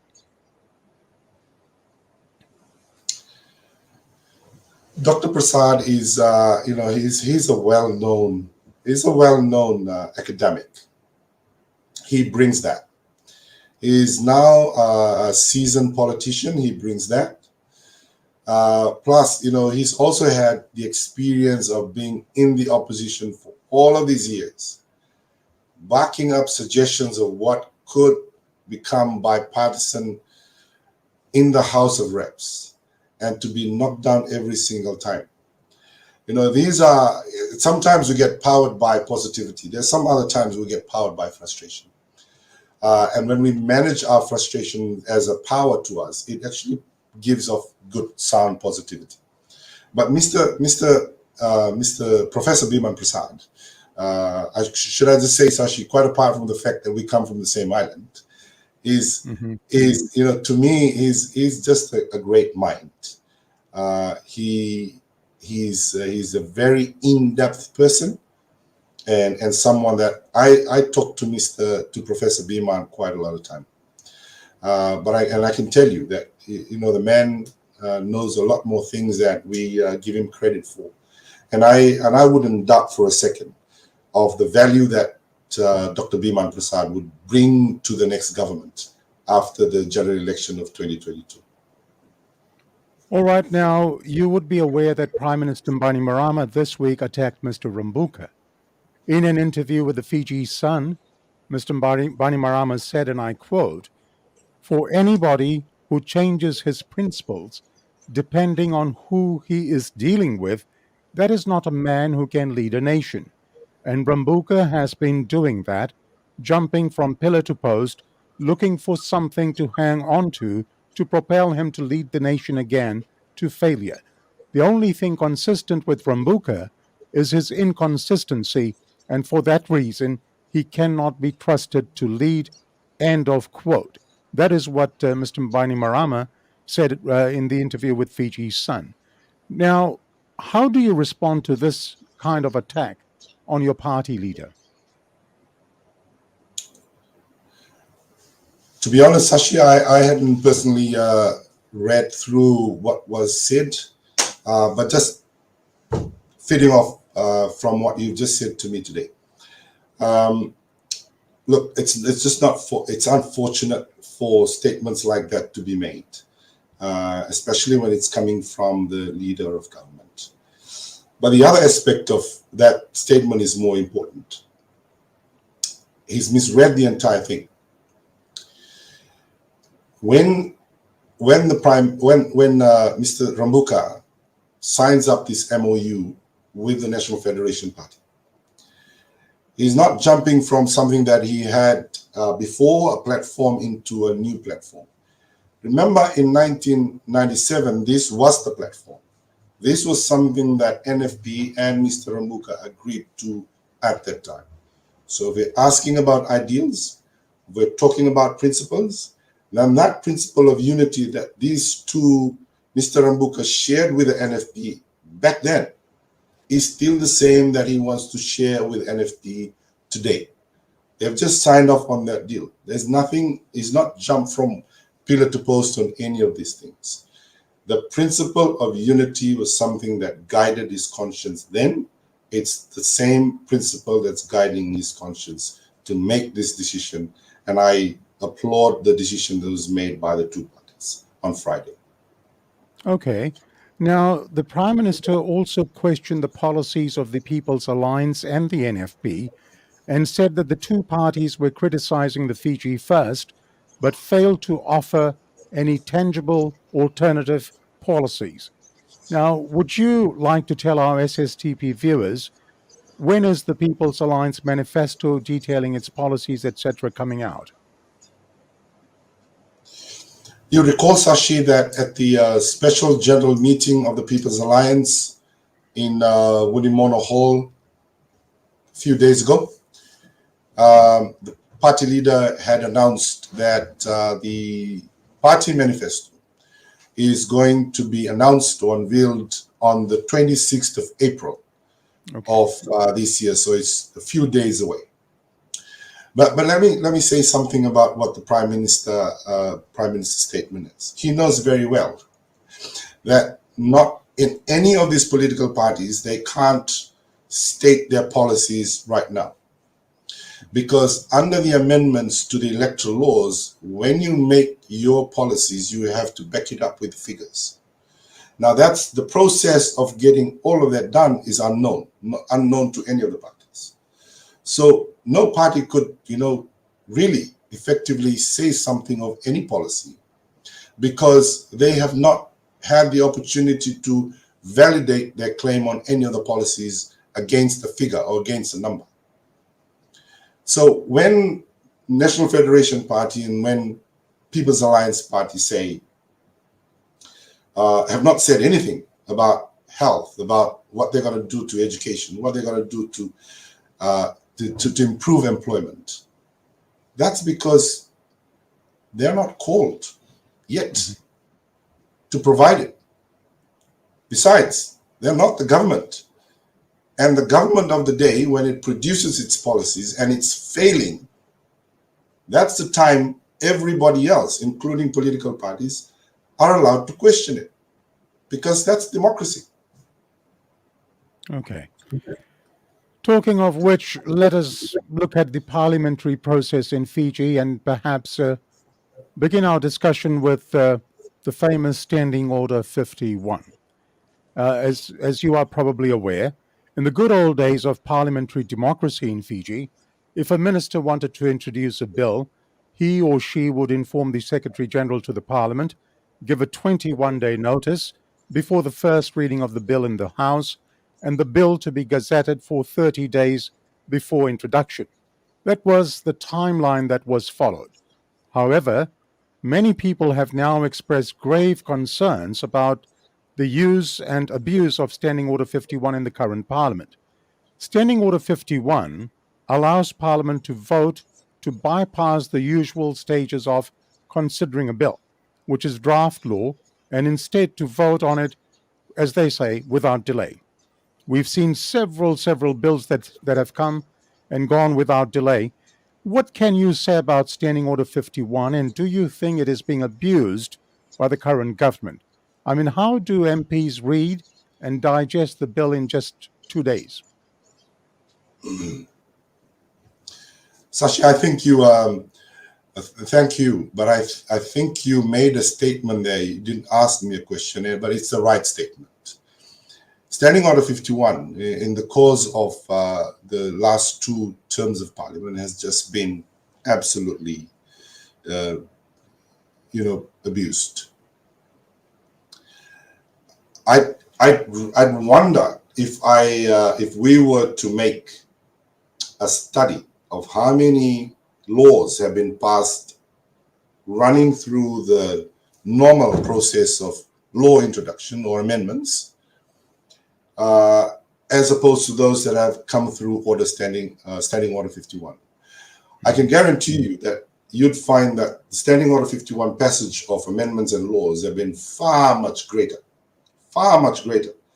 than those that have taken the slow track of getting an act of parliament or an amendment passed. But those things, Sashi, has been there for a reason. The parliament, Richard spoke about this the other day. I may have read one of Richard's writing about how Parliament was supposed to work, and he's just nailed it, because Parliament is supposed to be slow. The lawmaking body of a country is bestowed with a solemn responsibility of bringing out laws that's going to affect the entire citizenry.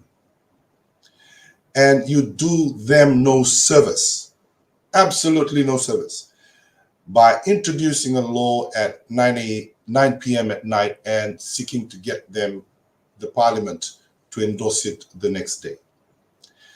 How do members of Parliament, how we're supposed to read them, digest them, bounce them off with people that they are comfortable to give them feedback, and then do a study, do their town hall meetings, visit the Tikina halls and visit places where they can get ideas and feedback that would make their parliamentary job more meaningful.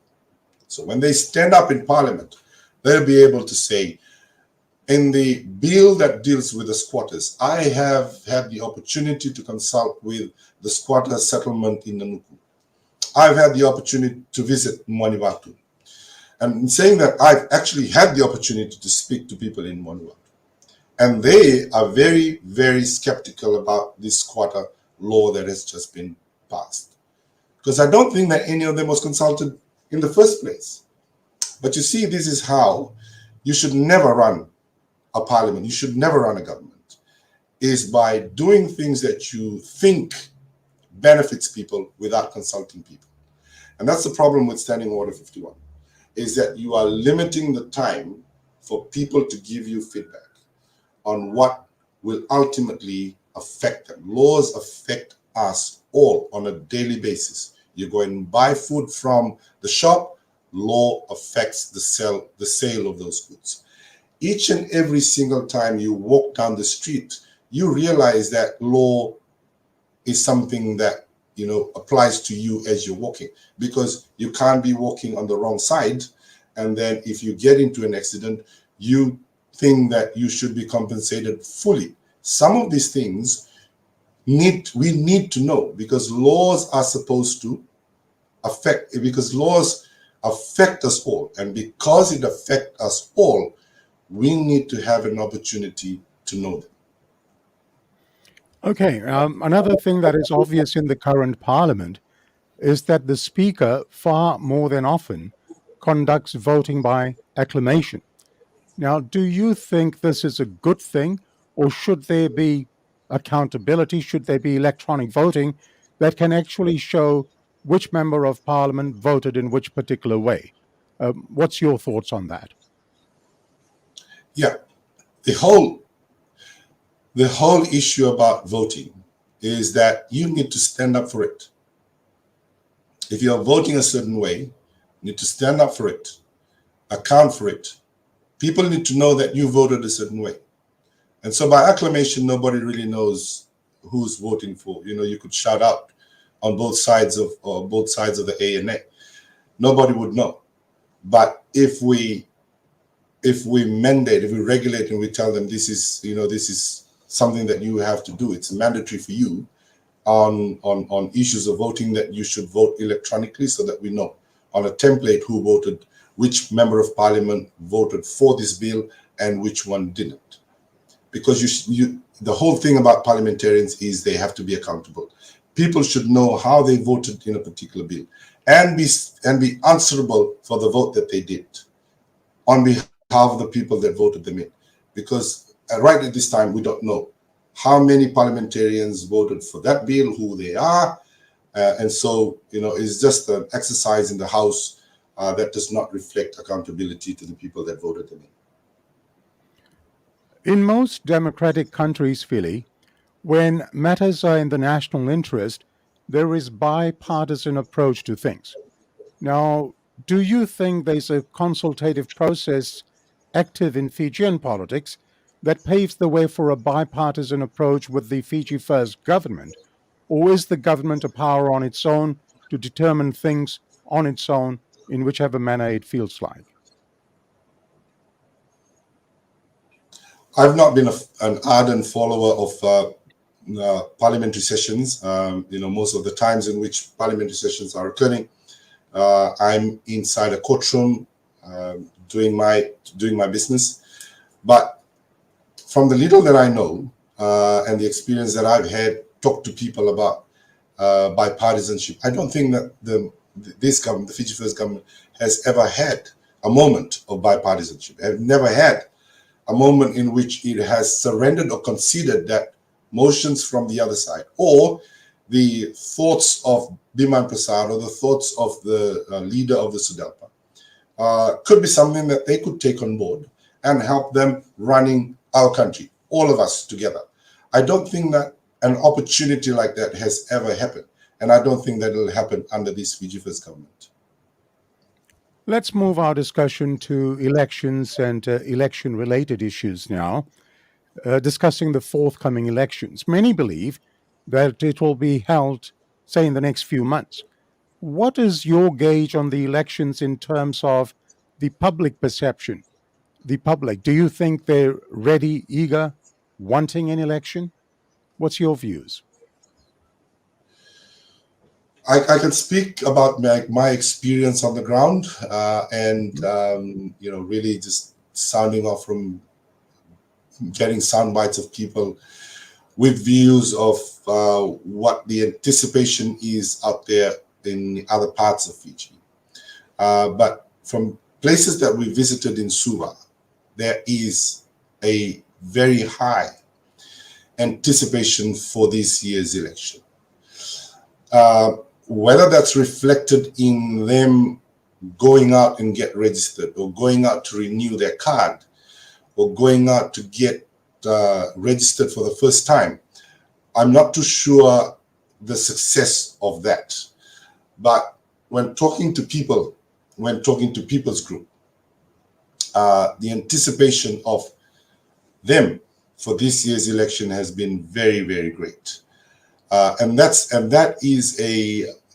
very positive thing, because in the last election, for example, approximately 172,000 people didn't turn out to vote. That was, that's discouraging. So if what we're hearing on the ground is something to go by, then this year's election should have a very high rate of turnout. People are excited about this year's election, and more so people are excited about the opportunity to change. All right. Now, given the fact that there will be a national ballot with the absence of party symbols, etc., do you think the election is going to be fought on policies and programs, or will the election campaign be just fought on the personalities that contests the election? It's going to be both, Sashi. Mm-hmm. To a segment of our communities, the superstar effect, if you like, of the leaders or of the candidates would draw the voters to them. So, for example, if I get allocated, so you go and get your votes from places that you lived at or in your province. So if I go to Dakonrove and I go and try and get votes from my province, I would imagine that my close relatives wouldn't even think about what policies we're going to introduce. They'll vote for me because we're family.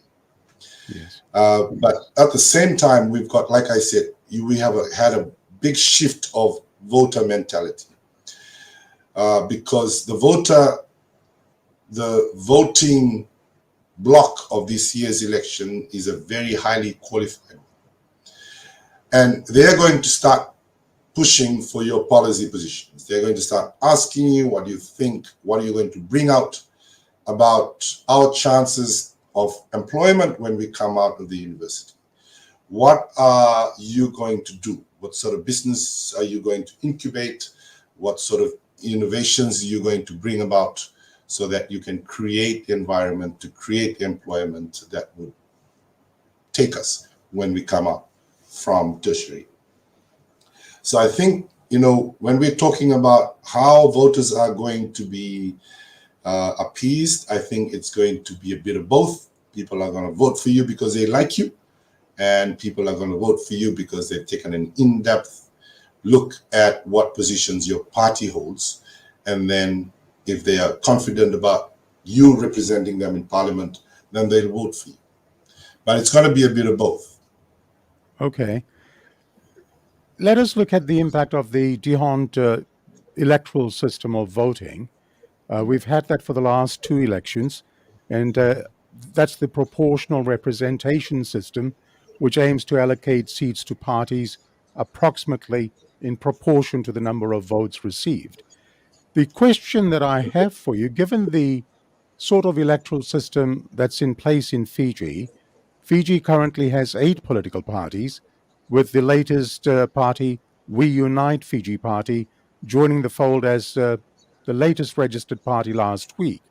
How do you see the impact of smaller parties? Is it a disaster in the making or an alliance in the making? At some stage, Sashi, parties, like my experience in 2014, parties that have just recently been registered and have to fight for space and popularity amongst those that have already been established. And so when that happens, I think at some point closer towards election, the parties who we would, I wouldn't want to say smaller parties, because all parties think that they carry some weight, and we need to give them credit for it, weight in certain parts of Fiji, and so it really just bears that responsibility on those in leadership of those parties, that if you are genuine about making changes, and if you at some point of your existence you realize that the 5% is probably a far cry for you, then concession is more rewarding for the electorate than a fight. Look at the effect of Miss Linda Tambuya, the impact of that decision in 2018, when she's decided, okay, I'm going to go across to the SODELPA. It's a bigger ship. It has greater following, and thus it has a greater attraction. So just think of it as a bigger magnet and a small magnet. The bigger magnet obviously attracts more people or more objects to it. And Linda, being at PDP, didn't have enough votes. Well, PDP didn't have enough votes to go into Parliament. But her numbers, when she joined SODELPA, that number became crazy. I mean, she just blew the roof on her, I think even on her own expectation. But she got almost 9,000 votes, and that, I think, is the effect. It's telling us a story. We're developing as a country. We are learning the process. We are learning from these Dehont system elections by experience. And so these sorts of nuggets, the stories that we can pick up. My story was a failure, was a story of a failed attempt at politics. But for me, it wasn't. It was a learning. Learning for me was, if you want to make changes, if you want to be a cause of change, then under this electoral system, you have to be in a bigger party, because the bigger party is the party that first gets past the 5% threshold, and you are already in government. So, those are the sorts of challenges that smaller parties would have. And I think at some point, like I said, concessions needs to be made. And you've rightly said it. Is it disaster? I don't think that it is. I'm, a very optimistic guy. I think at some point, when parties realize, we might just not make it, right? Let's strike a deal with one of the bigger parties. Let's bring the change that Fiji needs. Okay. Now, just on Thursday, during the debate on the Investment Fiji Bill 2022, the National Federation Party leader, Professor Biman Prasad, labeled the Attorney General and the Minister for Economy, Ayaz Sayed Qayyum, as the de facto leader of the Fiji First Party. And in return, the AG Sayed Qayyum called Professor Prasad as the deputy leader of People's Alliance.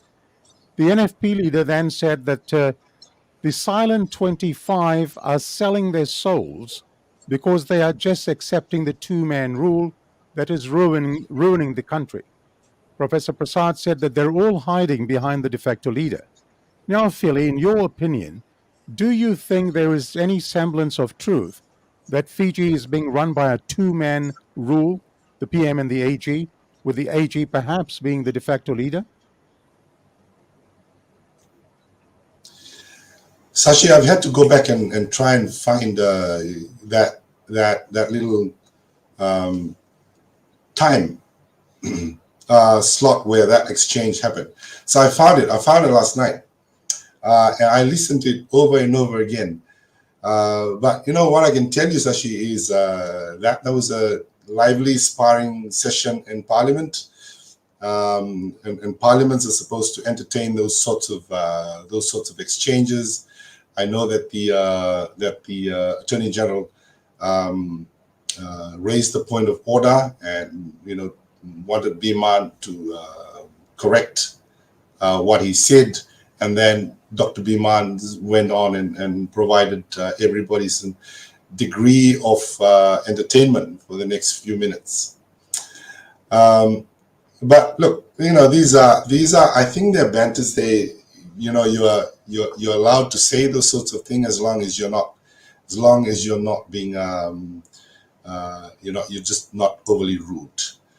But I like having to hear the exchange that happened yesterday.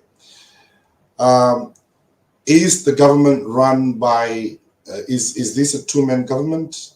I think that it is. I think that it really is just between the Prime Minister and the Attorney General, and that's where most of the decisions are made for and behalf of everybody else. Is the Attorney General the de facto leader? I thought about this last night because, there's a lot of people who think that he is. I don't think that he is the de facto leader. The leader is still the Prime Minister, and this is my view. The leader is still the Prime Minister. The Attorney General is, of course, the brains of the government, and we don't have, you don't have to look for validations of that. We know that the AG has been the guide, has provided the vision, or provided the brains behind the government's movements. That's about it. I mean, I apart from being entertained in the last session of Parliament on Thursday, I think it's a friendly thing that happens in Parliament. I enjoyed it, but I still think that Mr. Biman Prasad is the Prime Minister of the country. He is still the leader. And he's providing the leadership that his government wants him to provide. But the Attorney General is the powerhouse behind the government, or behind the Prime Minister. And that for sure is the case. Well, you've answered my question, and no doubt what you've said about the Attorney General being the brains behind the government. I've had other people on this program who have said that he is indeed a very, very hard-working person, and Yes, very, very committed to the work he does. And I hope one of these days the Attorney General does accept my invitation, because I'd love to have a chat with him about things that his government has been involved in and have been doing. Yes, Philly, you wanted to say something. of course, Shashi. I've worked with the Attorney General. I worked with him at the DPP's office. He was my senior at the DPP's office, and we've remained friends since those days at the DPP's office. But he's worked hard. I don't know if there's any other minister that works harder than the AG. You get emails from his his officers on a day in which that correspondence had to be signed off because he was abroad and the time difference is there. So I don't know how he handles the portfolios. You have to call a spade, and for the AG, he is a hard worker. And for even when we don't agree on policies that he introduces, you don't agree with things that he does, you have to give credit for where credit is due. He's a hard worker, and he should take credit for that. Okay, now, how confident are you that the forthcoming elections will be free and fair? We make it free and fair. If we think that the supervisor of elections office, we have suspicions that the supervisor of elections office is not coming out to the public. He's not going to attend to a village where they say they're going to come there at 9 in the morning and they're not there by 11. Or they're supposed to turn up to do voter registration at a particular location and they don't turn up. We take the responsibility, right? It's our job to make sure that we get an election that is free and fair. We take the responsibility. We don't blame people. What we need to do is we need to keep a check on making sure that these elections are free and fair. So at the People's Alliance, we keep a tab on every single day in every places and locations where they're supposed to be. When they don't turn up or they don't turn up on time, we log it and we make sure that we write a letter to the supervisor of election and say these were the advertised places where you should be or your officers should be. They've not turned up, or for some reason they've turned up 2 hours later, or they packed up hours earlier. So we make sure that we make the supervisor of elections office know. And if you make these undertakings, you keep them. And in some other places where they've clocked the time, we're going to be there from 8 to 5. And by 5 p.m., there's still people that needs to be registered. We've actually asked the supervisor of elections office, and our general secretary calls up the supervisor of election and asks him if he can allow for his officers to stay there for a bit longer because the location is far bit remote from the main roads. And he does it. So, some criticisms that have been made against the supervisor of elections, they're probably fair. Some are not fair because we've just not done our job. So at the People's Alliance, that's what we do. We track what they say they will do, and we make sure that they do what they say. So we take that as a responsibility, that when we say we want a free and fair election, we are also doing our part to bring ourselves a free and fair elections.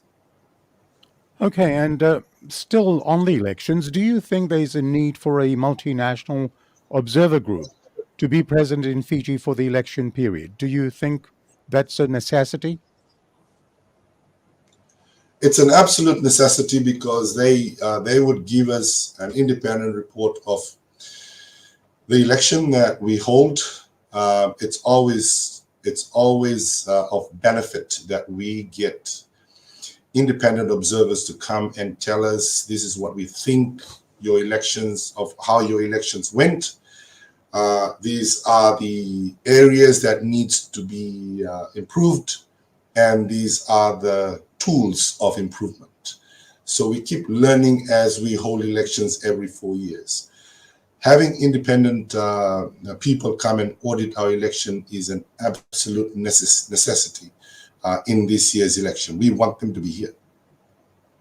All right. You're watching Sashi Singh's Talking Point on Facebook Live this afternoon. Our chief guest is Filimoni Vosarogo, one of Fiji's leading lawyers and a representative of the People's Alliance. And for a full recording of this show, you can always watch it later on Facebook or on YouTube as well. Episodes 1 and after today, 2 episodes 16 on Facebook and on YouTube. Philly, let us now discuss the issue of media freedom, media integrity, media bias, etc. Do you think we have a free press in Fiji that can report without fear of being taken to task with sanctions or threats of court action?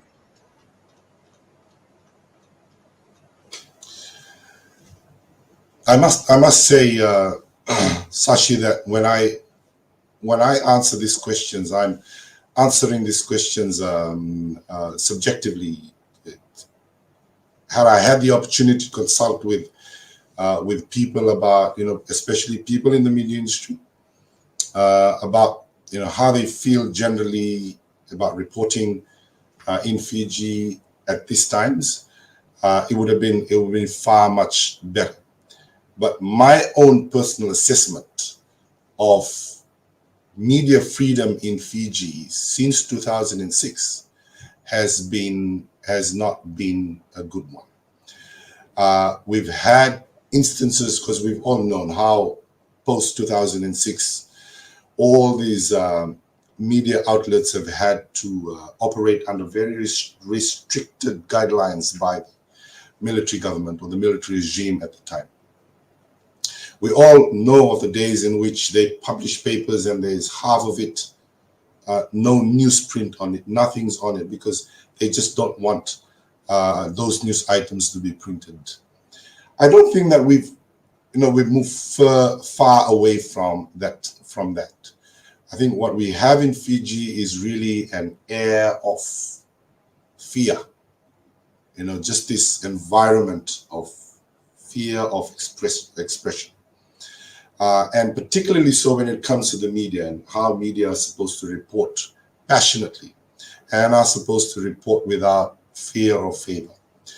That you'll find yourself in a space where, for example, if Fiji Sun was uncovers something that is not good, newsworthy for government, whether they would print it, right, or whether Fiji Broadcasting Commission would broadcast something that is going to taint the image of government.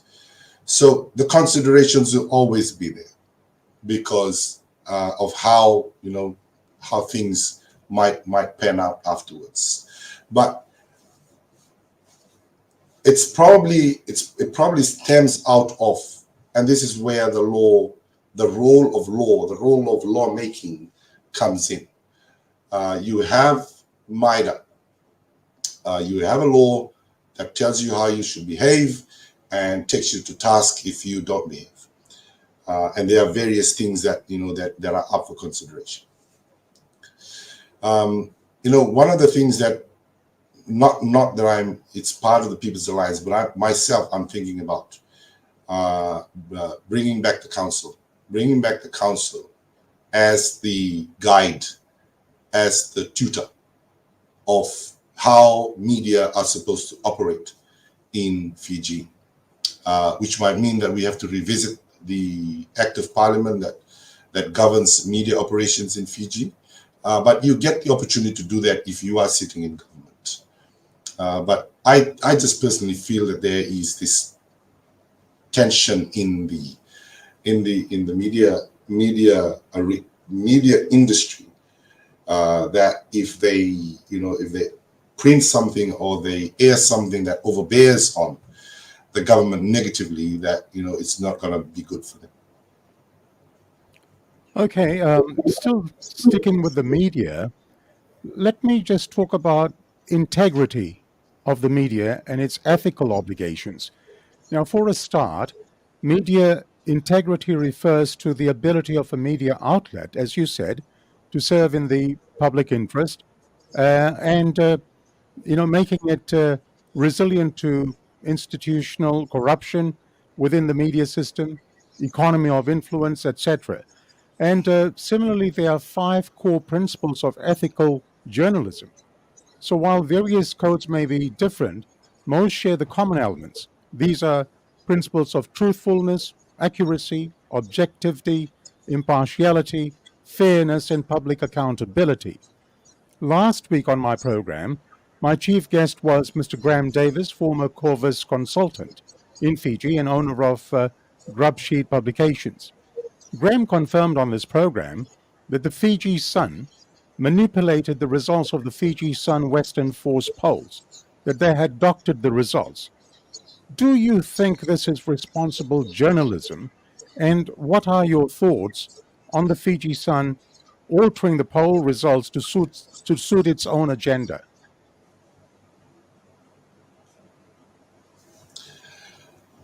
Again, Sashi,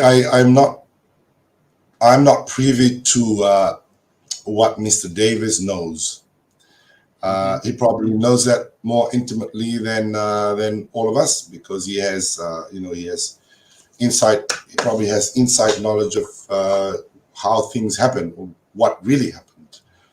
But if it were true, then it's not something that should be that should go without a measure of censure, because that to me just defies the first pillar of any responsible media organization, which is to provide accuracy in the reporting that they do. So if Mr. Davis is saying that the report polls had been altered or amended or doctored so that it it gives a better flavor towards the government or towards the Prime Minister, then it's unfortunate. It's something that should not be happening in the media industry in Fiji or in the 21st century. Okay, let's move our discussions now to corruption and nepotism in government. There have been expressions in many quarters that corruption and nepotism is rife in government. What are your views on this? Is that a fact or is it a figment of people's imagination? Again, Sashi, these are subjective things, right? So people may read, for example, the appointment of someone who they know is related to someone higher up in the echelon of government. At some point there was the big thing that came out of the appointment of the Commissioner of Prisons back into civil service after a stint in the in prison, and people's perception were like, well, that could only happen in Fiji because he's the brother-in-law of the Prime Minister. But all of this, as I say, the subjective thoughts of people. They think of this because of what they see and what they hear. Now, without the government telling us of why certain appointments have been made, then it adds fuel to these suspicions.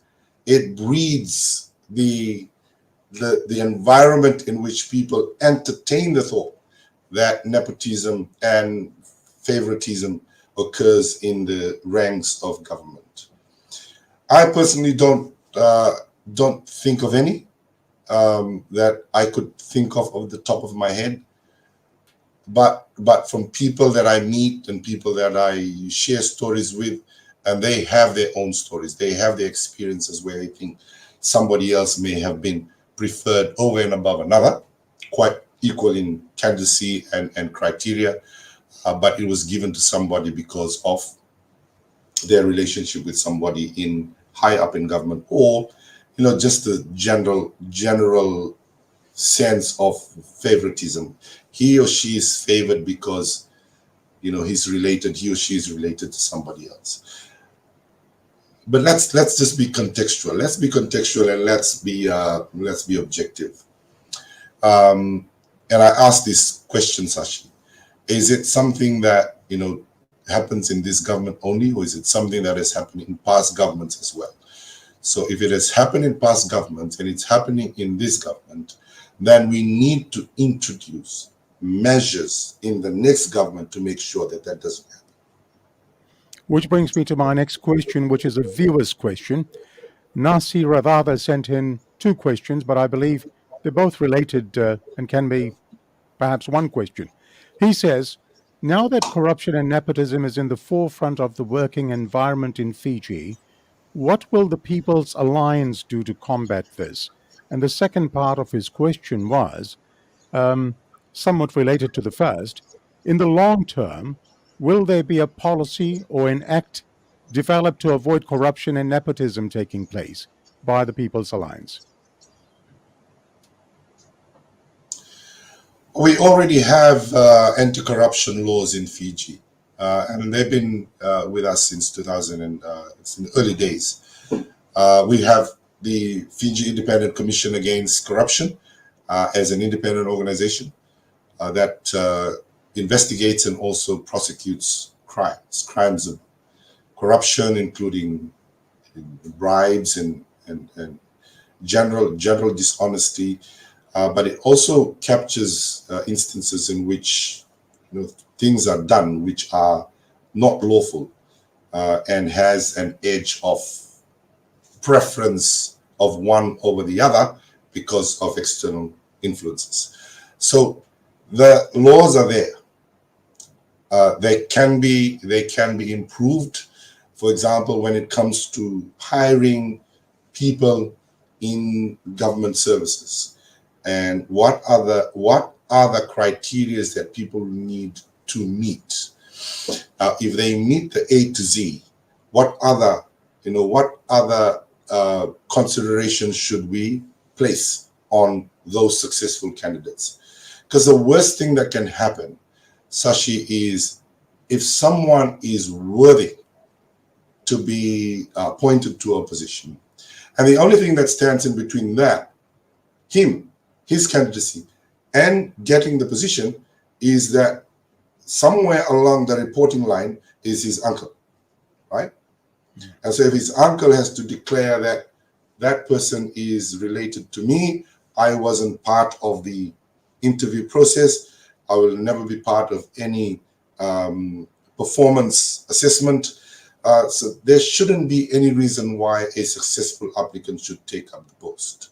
So whilst we try and make sure that there is no corruption, no nepotism in the ranks within the ranks of government, we should also be mindful that those restrictions or those things that we introduce to ensure there's no corruption does not exclude those who are strong candidates and should take up the post, even if they're related to somebody who is in government.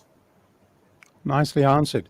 I have another viewer's question, this time from Ben Cush, who asks, if your party, People's Alliance, if the party is successful in forming government, what are the party's plans in regards to the judiciary? Are we going to see an overhaul of the judiciary and the office of the DPP? Sashi, sorry about that. I'm not at liberty to discuss the party positions right now. The party positions are going to come out on the 26th of April, and they're going to be announced. The policies of the party in relation to all the arms of government, the economy, health, judiciary, education, transport, all of those are going to be addressed by the party leader on the 26th of April. So I'm not in a position at the moment to preempt the party leader's role to be the person that would announce that to the country. I accept that. Another question from Roland Lilo in Lotoka. His question to you is whether you are aware that Ratunengama Lalambalavu has presented a tambua to leave SODELPA so he can join the People's Alliance.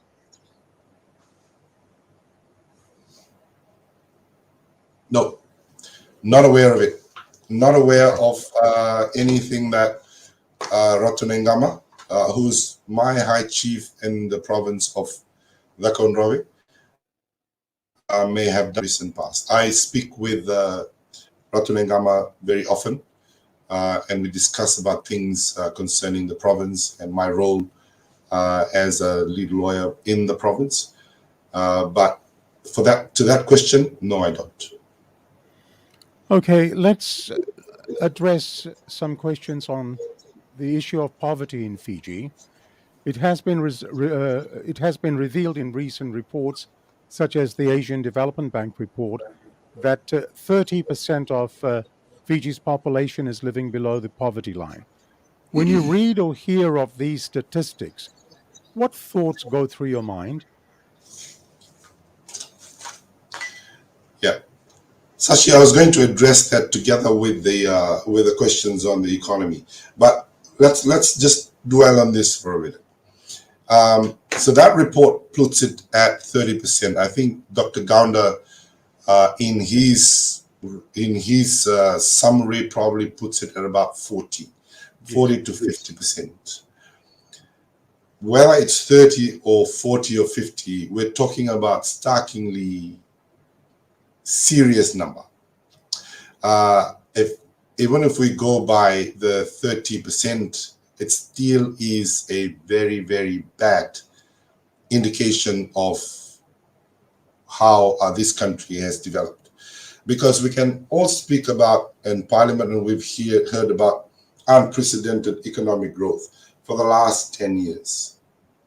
I'm a lawyer, I'm no economist, but I'm a person on the ground. When I measure economy, I look at it as one of the most effective indicators for me when I look at economic performance is I look at how much of poverty we have eradicated. And to have high numbers like what ADB and also Dr. Ganda has, they've come out in their reports and stated it publicly. It's alarming. It's something that should not be happening in Fiji. We've had 16 years of this government, 8 years in its military regime phase, and then another 8 years coming to this year in its parliamentary phase. But 16 years, and this is where we've come to. That's a big concern for all of the citizens of this country, and it's something that I think it's going to be something that will feature at the center of issues in these general elections. All right. Now, NFP leader Professor Prasad said in Parliament on Thursday that governance was the root cause of poverty in Fiji. Professor Prasad made this call when he was speaking on a motion that he tabled in Parliament for the Standing Committee on Social Affairs to undertake an inquiry into the causes of poverty in Fiji. And he said around 258,000 Fijians were living in poverty in February of 2020, that is before the COVID crisis. Philly, are you surprised that a government would decline the opportunity of finding the root cause of the poverty crisis in Fiji? The motion was defeated. Yes, I mean, it's shocking. Shocking to see when and this is the thing that when you ask me the question of whether we would leave to see a day of bipartisan approach on issues that is of national interest in this parliament term, I don't think that you don't wait for that to happen. It will not happen. Bipartisanship with a bipartisan approach with the Fiji First government is not likely to happen. And so we should just make sure that in the next general election, we bring into power a government that would allow that to happen. But absolutely, what Dr. Biman Prasad said is absolutely true. Now, let's just look at some of the numbers, and then we'll come back to that statement where he says governance is a root cause of poverty in Fiji, and it's a valid statement. So if we look at numbers which recently are published, there's over 70,000 Fijians who live in squatter settlements. 70,000. Now, if we look at that number and we divide it by 6 as being 6 per house, you're probably looking at 11,666 households. So if, for example, each of these households spend $100 every week, and you take away all the taxes, the ECAL, in the past, where they've paid into government coffers, out of the $100 that they've spent, into government coffers every year, they would have given government, just this, informal settlements, they would have given government over $12 million of revenue every single year.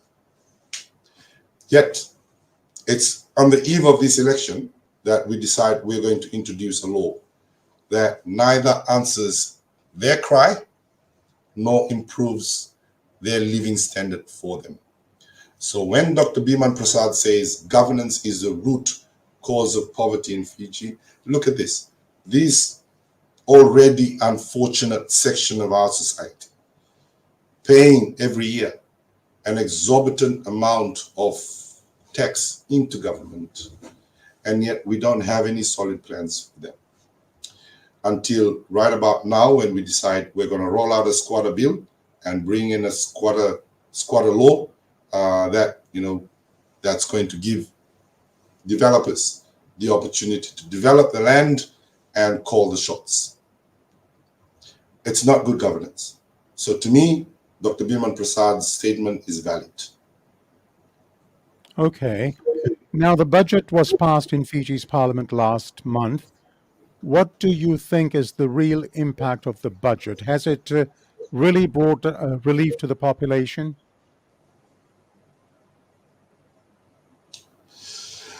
Firstly, Sashi, I think people need to understand that it's the prerogative of any government or any sovereign state elected by the people to deliver a sound budget that is reflective of the challenges that faces their people every year. I see in this year's mini budget that was just passed to be a consumer-centric budget, and rightfully so, since it has ticked all the right boxes for the Fijian public at a time where we're still slowly recovering from the effects of the pandemic and other factors that are beyond our control. There were a lot of major announcements made by government, and it's a heavy spending budget. A huge government spending budget would mean less revenue and more expenses, thus a deficit, which would mean that the government will need to borrow, whether they would borrow internally or they would borrow externally in order to execute the budget that they have just passed. In whatever way, Sashi, whatever is being seen as great and awesome and maybe amazing about this budget, there is another aspect of this budget. It's the debt aspect. Our economy is still recovering and is still in recovery mode. If it's anything to come by, the real impact of this budget can only be measured if it decreases poverty levels. Poverty levels which were already increasing before the pandemic hit, despite assurances and reassurances of economic growth in the country. So to me, whether this budget can contribute towards achieving a decrease in poverty level, or if it's just a smoke and mirror, that remains to be seen. Now, you've mentioned the debt level. You are a father of 7 children, I believe. Do you ever worry about the current debt situation that the country finds itself in, particularly in terms of the future generation? What's being left behind for them? And I talk to my kids all the time. I talk to them about the right attitude you should have now, before when you begin to grow up, the right attitude of saving, on spending, because with the debt level that we have now, it's inevitable that they are going to end up with a heavy debt burden on their shoulders to pay. When those who have taken the loans, those who have taken on the debt, are no longer around to be accountable to them. And you talk to them with despair.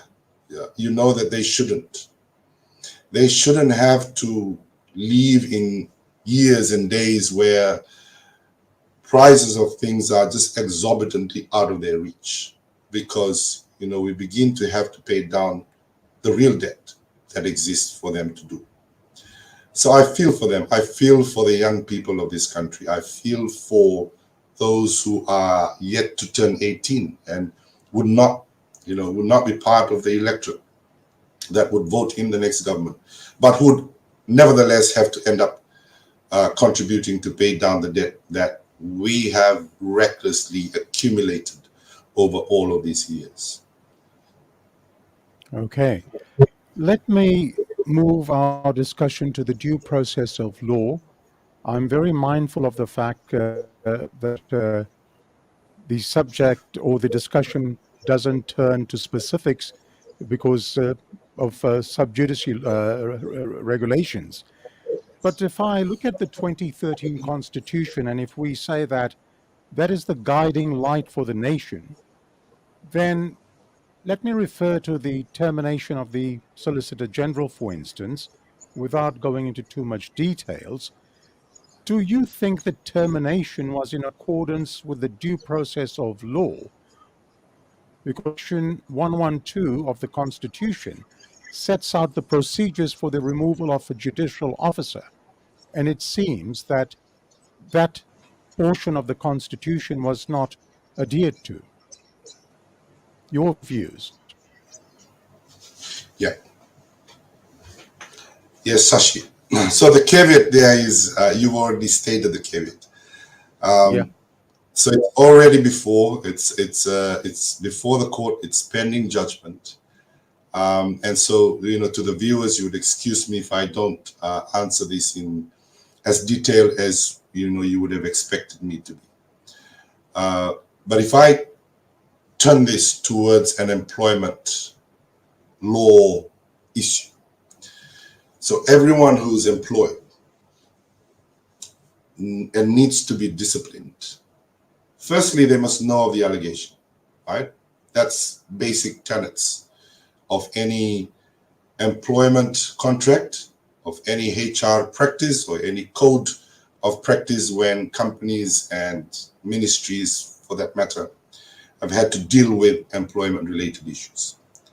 Now, once they know of the allegation, then the next thing is that they must be given adequate time to prepare for their defense and to have the opportunity not only to answer to the allegation. Answering to the allegation is one thing, but to defend themselves before an independent tribunal is equally important, because that completes the circle of what a proper HR process is supposed to be like. From what we hear about the case in the papers, from what the papers report of the case, the process, I think, of natural justice wasn't adequate or may not have existed at all. And that's where due process comes. The allegation that due process wasn't followed, and as a result, a breach of the term of the contract or employment arose, and more so in this case because of the status of the terminated Solicitor General. That became a case of interest to the country and all of those who, whose interest is in law. But even so, I think it's because it's widely reported, every citizen of this country has an interest to know what ultimately would become of the court judgment. And you, as much as myself, I look forward to the day in which the judgment is handed out. Interesting. Now, Philly, let me have your thoughts on the subject of Indigenous rights. Indigenous rights have almost always become an issue of contention in the political football arena in Fiji. Now, Article 26 of the United Nations Declaration on the Rights of Indigenous People states that Indigenous peoples have the right to lands, territories, and resources which they have traditionally owned, occupied, or otherwise used or acquired. While this right is enshrined in the United Nations Declaration on the Rights of the Indigenous People, in Fiji, this right has been seen at times to be an extreme expression of nationalism. What are your views on this matter, and how should it be addressed without it being used as a race card issue? Yes, actually, there's always seems to be some misconception about Indigenous or Itauke rights. Every time someone stands up and say Itauke's rights to land, to resources, and to fishing rights, almost immediately they get branded as a nationalist. But what people need to appreciate, and I think that's a better way of packaging it, we need to appreciate that indigenous rights, rights to land, rights to resources, rights to exercise custodianship over fisheries domain, these are not standalone concepts. It is not a standalone concept. It is part and parcel of a greater body of global recognition of international human rights. It does not conflict international human rights. It has a place in the discussion of human rights, and it has a place in the discussion of the Universal Declaration of Human Rights. I think, Sashi, it must be accepted and appreciated as anticipated by these documents for what it's worth. It recognizes first people in a country and accepts their sovereignty to the wealth and the resources of that country, or the country that they've become known as its first people. But the work of any responsible government is to provide the environment and the impetus for the first people to work their resources commercially and participate, not just give, participate in our economy. Everyone knows those who paddle the notion. Just be careful of that guy, because he's a proponent of bringing indigenous people to recognize the value of their land, resources, and he is a nationalist. You know, almost all the time, someone stands up. Nico stands up for these rights, and he speaks about them in Parliament. He's branded a nationalist. He speaks about them outside of Parliament. He's branded a nationalist. That's rubbish. We all know of the disparity of wealth in this country. We all know of the richness of resources of the indigenous people. Yet, they make up the most numbers of people living under the poverty line. I think we need to embrace indigenous rights. By the indigenous people, we need to embrace it with humility. By other races in our Fiji, with your support. We can help create a better Fiji when we trust each other, regardless of our differences. We can remake a future better than the present we find ourselves in now, with acceptance. That's my take on indigenous rights and the whole fallacy of the idea that if anybody speaks of indigenous rights, he's a nationalist or he's trying to push nationalist agenda. Let's read it in context. It's part of human rights, and if it's part of human rights, everybody within the whole body of a country needs to respect and accept it. Like I said, the indigenous eat okay. We have to accept our responsibility and our rights with humility. And for other races in our country, we need your support. Okay, nicely answered, I believe. Now, last year, you called for the sacking of the Fiji Human Rights and Anti-Discrimination Commissioner, Ashwin Raj. You said that the commissioner should have done his job and spoken against the proposed Police Bill 2020. Why did you call for the commissioner's sacking?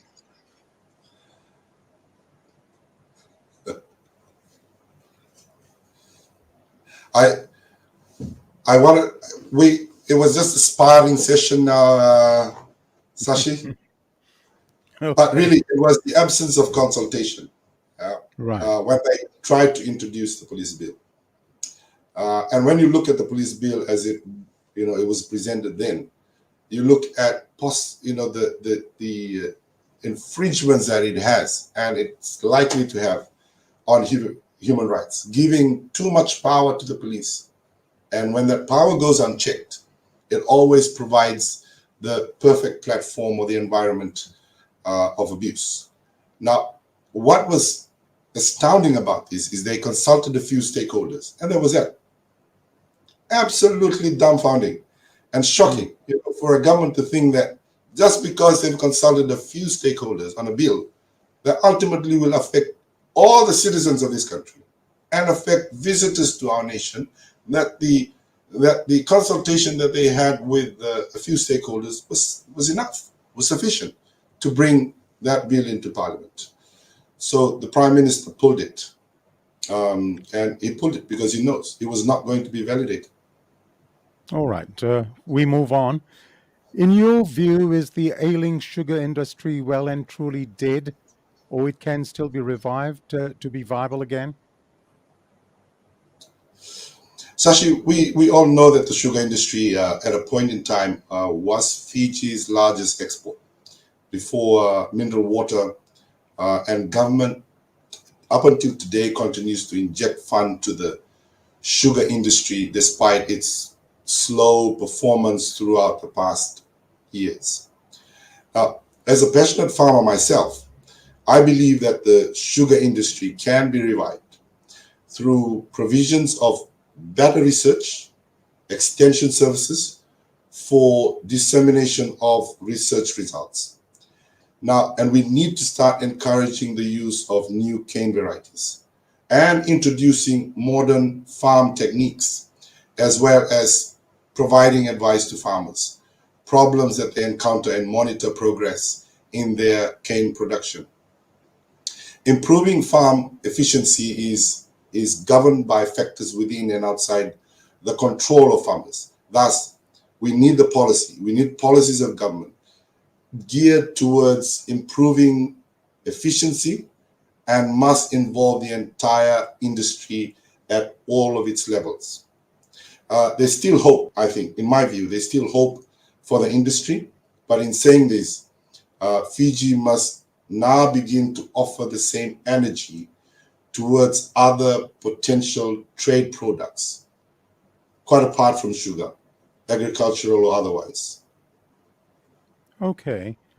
As we head towards the finishing line, Philly, what is the People's Alliance message to the public? I wanted to say a bit about the debt, Sashi. So Yes, I just got to please. go there before I come to Sure. what you said, because it's going to tie up with what I think the party's position is in respect of that. Because we want to Go speak ahead. to a segment of the population today through this before the party leader gets to talk to all of us on the 26th. So the debt situation in Fiji continues to increase because government continues to reach deficits in its financial plans. There's been a lot of talks, Sashi, regarding Fiji's debt, and the government has designed a medium-term debt management strategy in January of 2021 for the period 2021 and 2023. So like I've mentioned, when we ask about the real impact of the budget, debt continues to be the devil in disguise that needs to be addressed. We are able to decrease debt if we have sound financial management and a government that doesn't necessarily need to provide for everything. So this is the message that we want to send out to those who are listening, and particularly so for the younger people who are going to be voting in this election for the first time. Because you all need to understand that debt is generational. We accumulate debts now and enjoy a rosy budget and all of its implementation. Now, that means that at the same time, we're going to be handing to our children and ultimately their children a legacy. And it's a legacy of debt. Present and unborn generations of Fijian will be born into debt, and they will not be given the opportunity nor the freedom to choose for themselves. So going by the government's numbers, that by July of this year, our debt level will be 89% of our GDP. We're looking at a very bleak future for our children. So for our young people and our young voters, you need to take this seriously, because ultimately you get to pay them down. So the government that is going to work best for you is a government that's going to make sure that that load on your shoulders, when you ultimately have to make that, will be lessened now and as we progress towards the future. Okay. What is your message to the viewers of SSTP?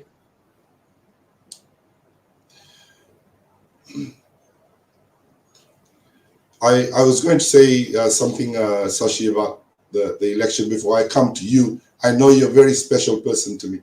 So I'm going to say something about you and your program. But let me just say this, to people everywhere who are listening in and those who are going to be sharing this, because it's important. So every 4 years, citizens of a country, we are given the opportunity to choose our government. That opportunity doesn't happen every year. It happens every 4 years in a cycle. That cycle comes around to this year. That opportunity is this year in 2022. So I urge you, everybody over and above the age of 18, between now, today is the 10th, between now and the 14th, and we've got only about 4 days left. Please go get yourself registered. Register yourself. Make sure that your name is correct, your details are correct, your voting venue is correct, and you have yourself a card. So first is more urgent than the second. You need to get yourself registered in order for you to participate in this year's election. The second one, Sashi, is voting. Voting on election day. We all need to treat voting at election day as an important day, because your vote, your choice on election may determine the government you want. But if you don't vote, you will get a government nevertheless, whether you like it or not. So it's important for all citizens here and abroad to register first, and also to make sure that you cast your vote either by postal, by pre-poll, or voting on the election day. So that's my message to everybody out there who are listening in to your program, Sashi. And then going to you, the most important person on this show. Congratulations once again. Pardon me. I have another couple of questions, if I may, please, Sure. with your permission. No. Perhaps it's not fair for me to put this question to you, but would you happen to know what plans are there for people of permanent residents, or rather citizens of Fiji living abroad? What plans are there to have them registered? Would you have any idea? So I was in a meeting with the supervisor of election at his invitation. Very glad that he did that, and he continues to do that periodically. From that meeting that we attended with other parties, he had informed us that when it comes to overseas registration, that his office was going to work with the Foreign Affairs Ministry, with their foreign missions or our foreign missions in countries overseas. And that's how you would be able to be assisted and helped to make sure that you are able to vote. But otherwise, for those living overseas, we've had a major announcement from the supervisor of election last week or the week before, that you can use your last card. You don't need to upgrade your card. You can still use your green card. So if you have your green card, you have your details, please make sure that you use that when you apply for postal ballot, and make sure that you follow up with the supervisor of elections office. And of course, political parties who know that they have their support base in all of the overseas countries will be tracking them and making sure that we maximize the voters voting in from here and also from abroad. But those were the information that we got. We might have a revised and updated information from the supervisor of election, and so we should look forward to that. The reason I asked you that question is I phoned the Fiji Consul General's office in Sydney. I was then told to contact the elections office in Fiji. I contacted the elections office in Fiji, told them that I have a green voter card. I voted in 2014. I voted in 2018. I was then told to wait until the 26th of April, that Yeah. magic date. I was then told to wait until the 26th of April and then contact the elections office on the 27th, and then they'll advise me how to re-register. And I found it very, very confusing, but I guess I'll follow that up. I just wanted to share that information and get your views, or rather your advice on that, uh, for all those people listening in and watching from overseas who are Fiji citizens. I'm sure just by this show, all the political parties who have supporters abroad, they are also going to be tracking that date, the 26th, just to make sure that just before the 26th or after the 26th, we should have an updated or revised advisory on voters who are going to be voting from beyond Fiji shores. So yeah, I'm sure that the general secretaries of all the parties are going to make sure that that's tracked down. Well, I hope so, because in the last two elections, the elections office from Fiji sent representatives overseas to actually register people, and I've been told that they're not doing it this year. But look, we'll leave that subject behind. Philly, do you think Fiji can and will one day be a land of happiness again? A very subjective question. We sing it all the time. We sing it all the time, and kids sing it all the time. I don't, they sing it because it's part of our anthem.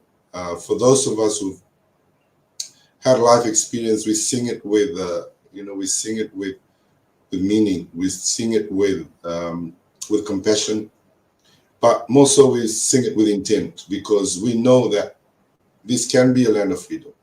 That was designed to be a land of freedom.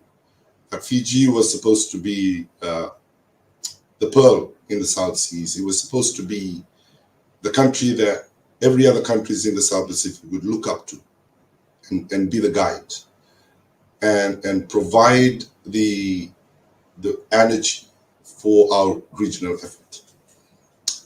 Provide that umbrella, that fatherhood in our region. All of that, I think, has been lost. We've certainly lost our place in the region.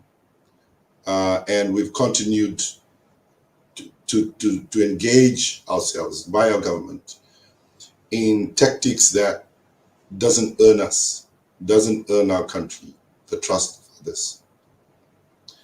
I believe that after general elections of 2022, that arc will once again turn. And Fiji, being the land of freedom, hope, and glory, will once again be achievable. And it will only be achieved if we all agree that it should be achieved. And we get an opportunity to do that. Like I said from the start, Sashi, I'm a very optimistic guy. I always think about something positive that can happen, even in the midst of crisis, even in the midst of everything that tells me that it's not going to happen. I have hope. I have hope that after the elections of this year, Fiji will become an oasis of freedom, that citizens of this country will no longer have to live in fear, that they can express themselves as robust as they can and not have to be picked up by the police for Facebook posts that they say offends somebody high up in the government echelon. That we can associate with people because we work in the same space. We can enjoy our political rights. We can discuss, even as civil servants, you can discuss about your political affiliations openly in your workplace and not have to pay a price for it. That's the Fiji we need. And that's the Fiji we should get. And that's the Fiji I pray we will get. I share your optimism, and but for the grace of God, there go we. Any last thoughts? You wanted to say something about the program? I was going to say, Shashi, you're the most important person here. No. I know you invite people. I know you invite people to come to your show, but it is how you conducted yourself in the show that has got 85,000 people sign up, viewing us week by week, and it's only episode 16. It's amazing what you're doing. Thank you for the invitation. What you're doing is you're providing hard talk, you're providing information, you're providing the opportunity to dialogue, robust. Yes, we criticize, and it's all good for democracy. And you, Sashi, you're providing that through this platform, and I salute you for it. Thank you. Well, thank you very much, Philly. A big Vinaka Vakalevu to you. Let me say my chief guests are the most important people on this show because without them, there is no SSTP. But coming back to you, I must say it has been an absolute delight speaking to you this afternoon. You've been a breath of fresh air, young and full of optimism. And I admire that in a young person like you. Look, Fiji needs young people like you to be at the forefront of politics, particularly to ensure that there's a passing down of the baton to young people like you, from the old to the new. I'm pleased that you've been able to share your thoughts this afternoon on a number of different subjects. We've been going on for just over 3 hours. I apologize to you. It's taken much longer than I anticipated. And look, someday in the future, I'm sure we can talk again once the elections are announced. I'll definitely be talking to your party leader again someday very soon. But Filimoni Vosarogo, thank you so much. A big Vinaka Vakalevu, and I sincerely appreciate you taking part in the program. Thank you. Thank you, Sashi. Well, folks, don't go away yet because I have yet to reveal next week's chief guest. I thank all those viewers who have taken time to provide their positive feedback with regards to the program. Some people have commented in the comment section that I should invite Mr. Rabuka. Let me tell you, if you go to the logs, Mr. Rabuka appeared on the 30th of January in episode 6 of this program. Well, that's all for episode 16 of this week. A big thank you to my regular contributor, Nikhil Singh, for his input in the program today. To my SSTP team, a very big thank you as well. I would also like to thank all our viewers who've been with us for the last 3 hours watching this program. Don't go away yet. I've got a little surprise for you right at the very end. But look, next week is Easter long weekend, and in observance of Easter, SSTP will take a break. There will be no program next Sunday. We will return on Sunday, week 24th of April, when our chief guest will be economist and writer Dr. Wadan Narsi, who is also a former professor of economics at the University of the South Pacific and a former politician in Fiji. So don't forget, we will meet you on Sunday, 24th August 2022 at 11 a.m. Sydney time, 1 p.m. in Fiji and New Zealand, and at 6 p.m. on Saturday in Los Angeles and San Francisco, when our chief guest will be Professor Wadan Narsi. If you have any questions for Professor Narsi, you can private message me on the SSTP page.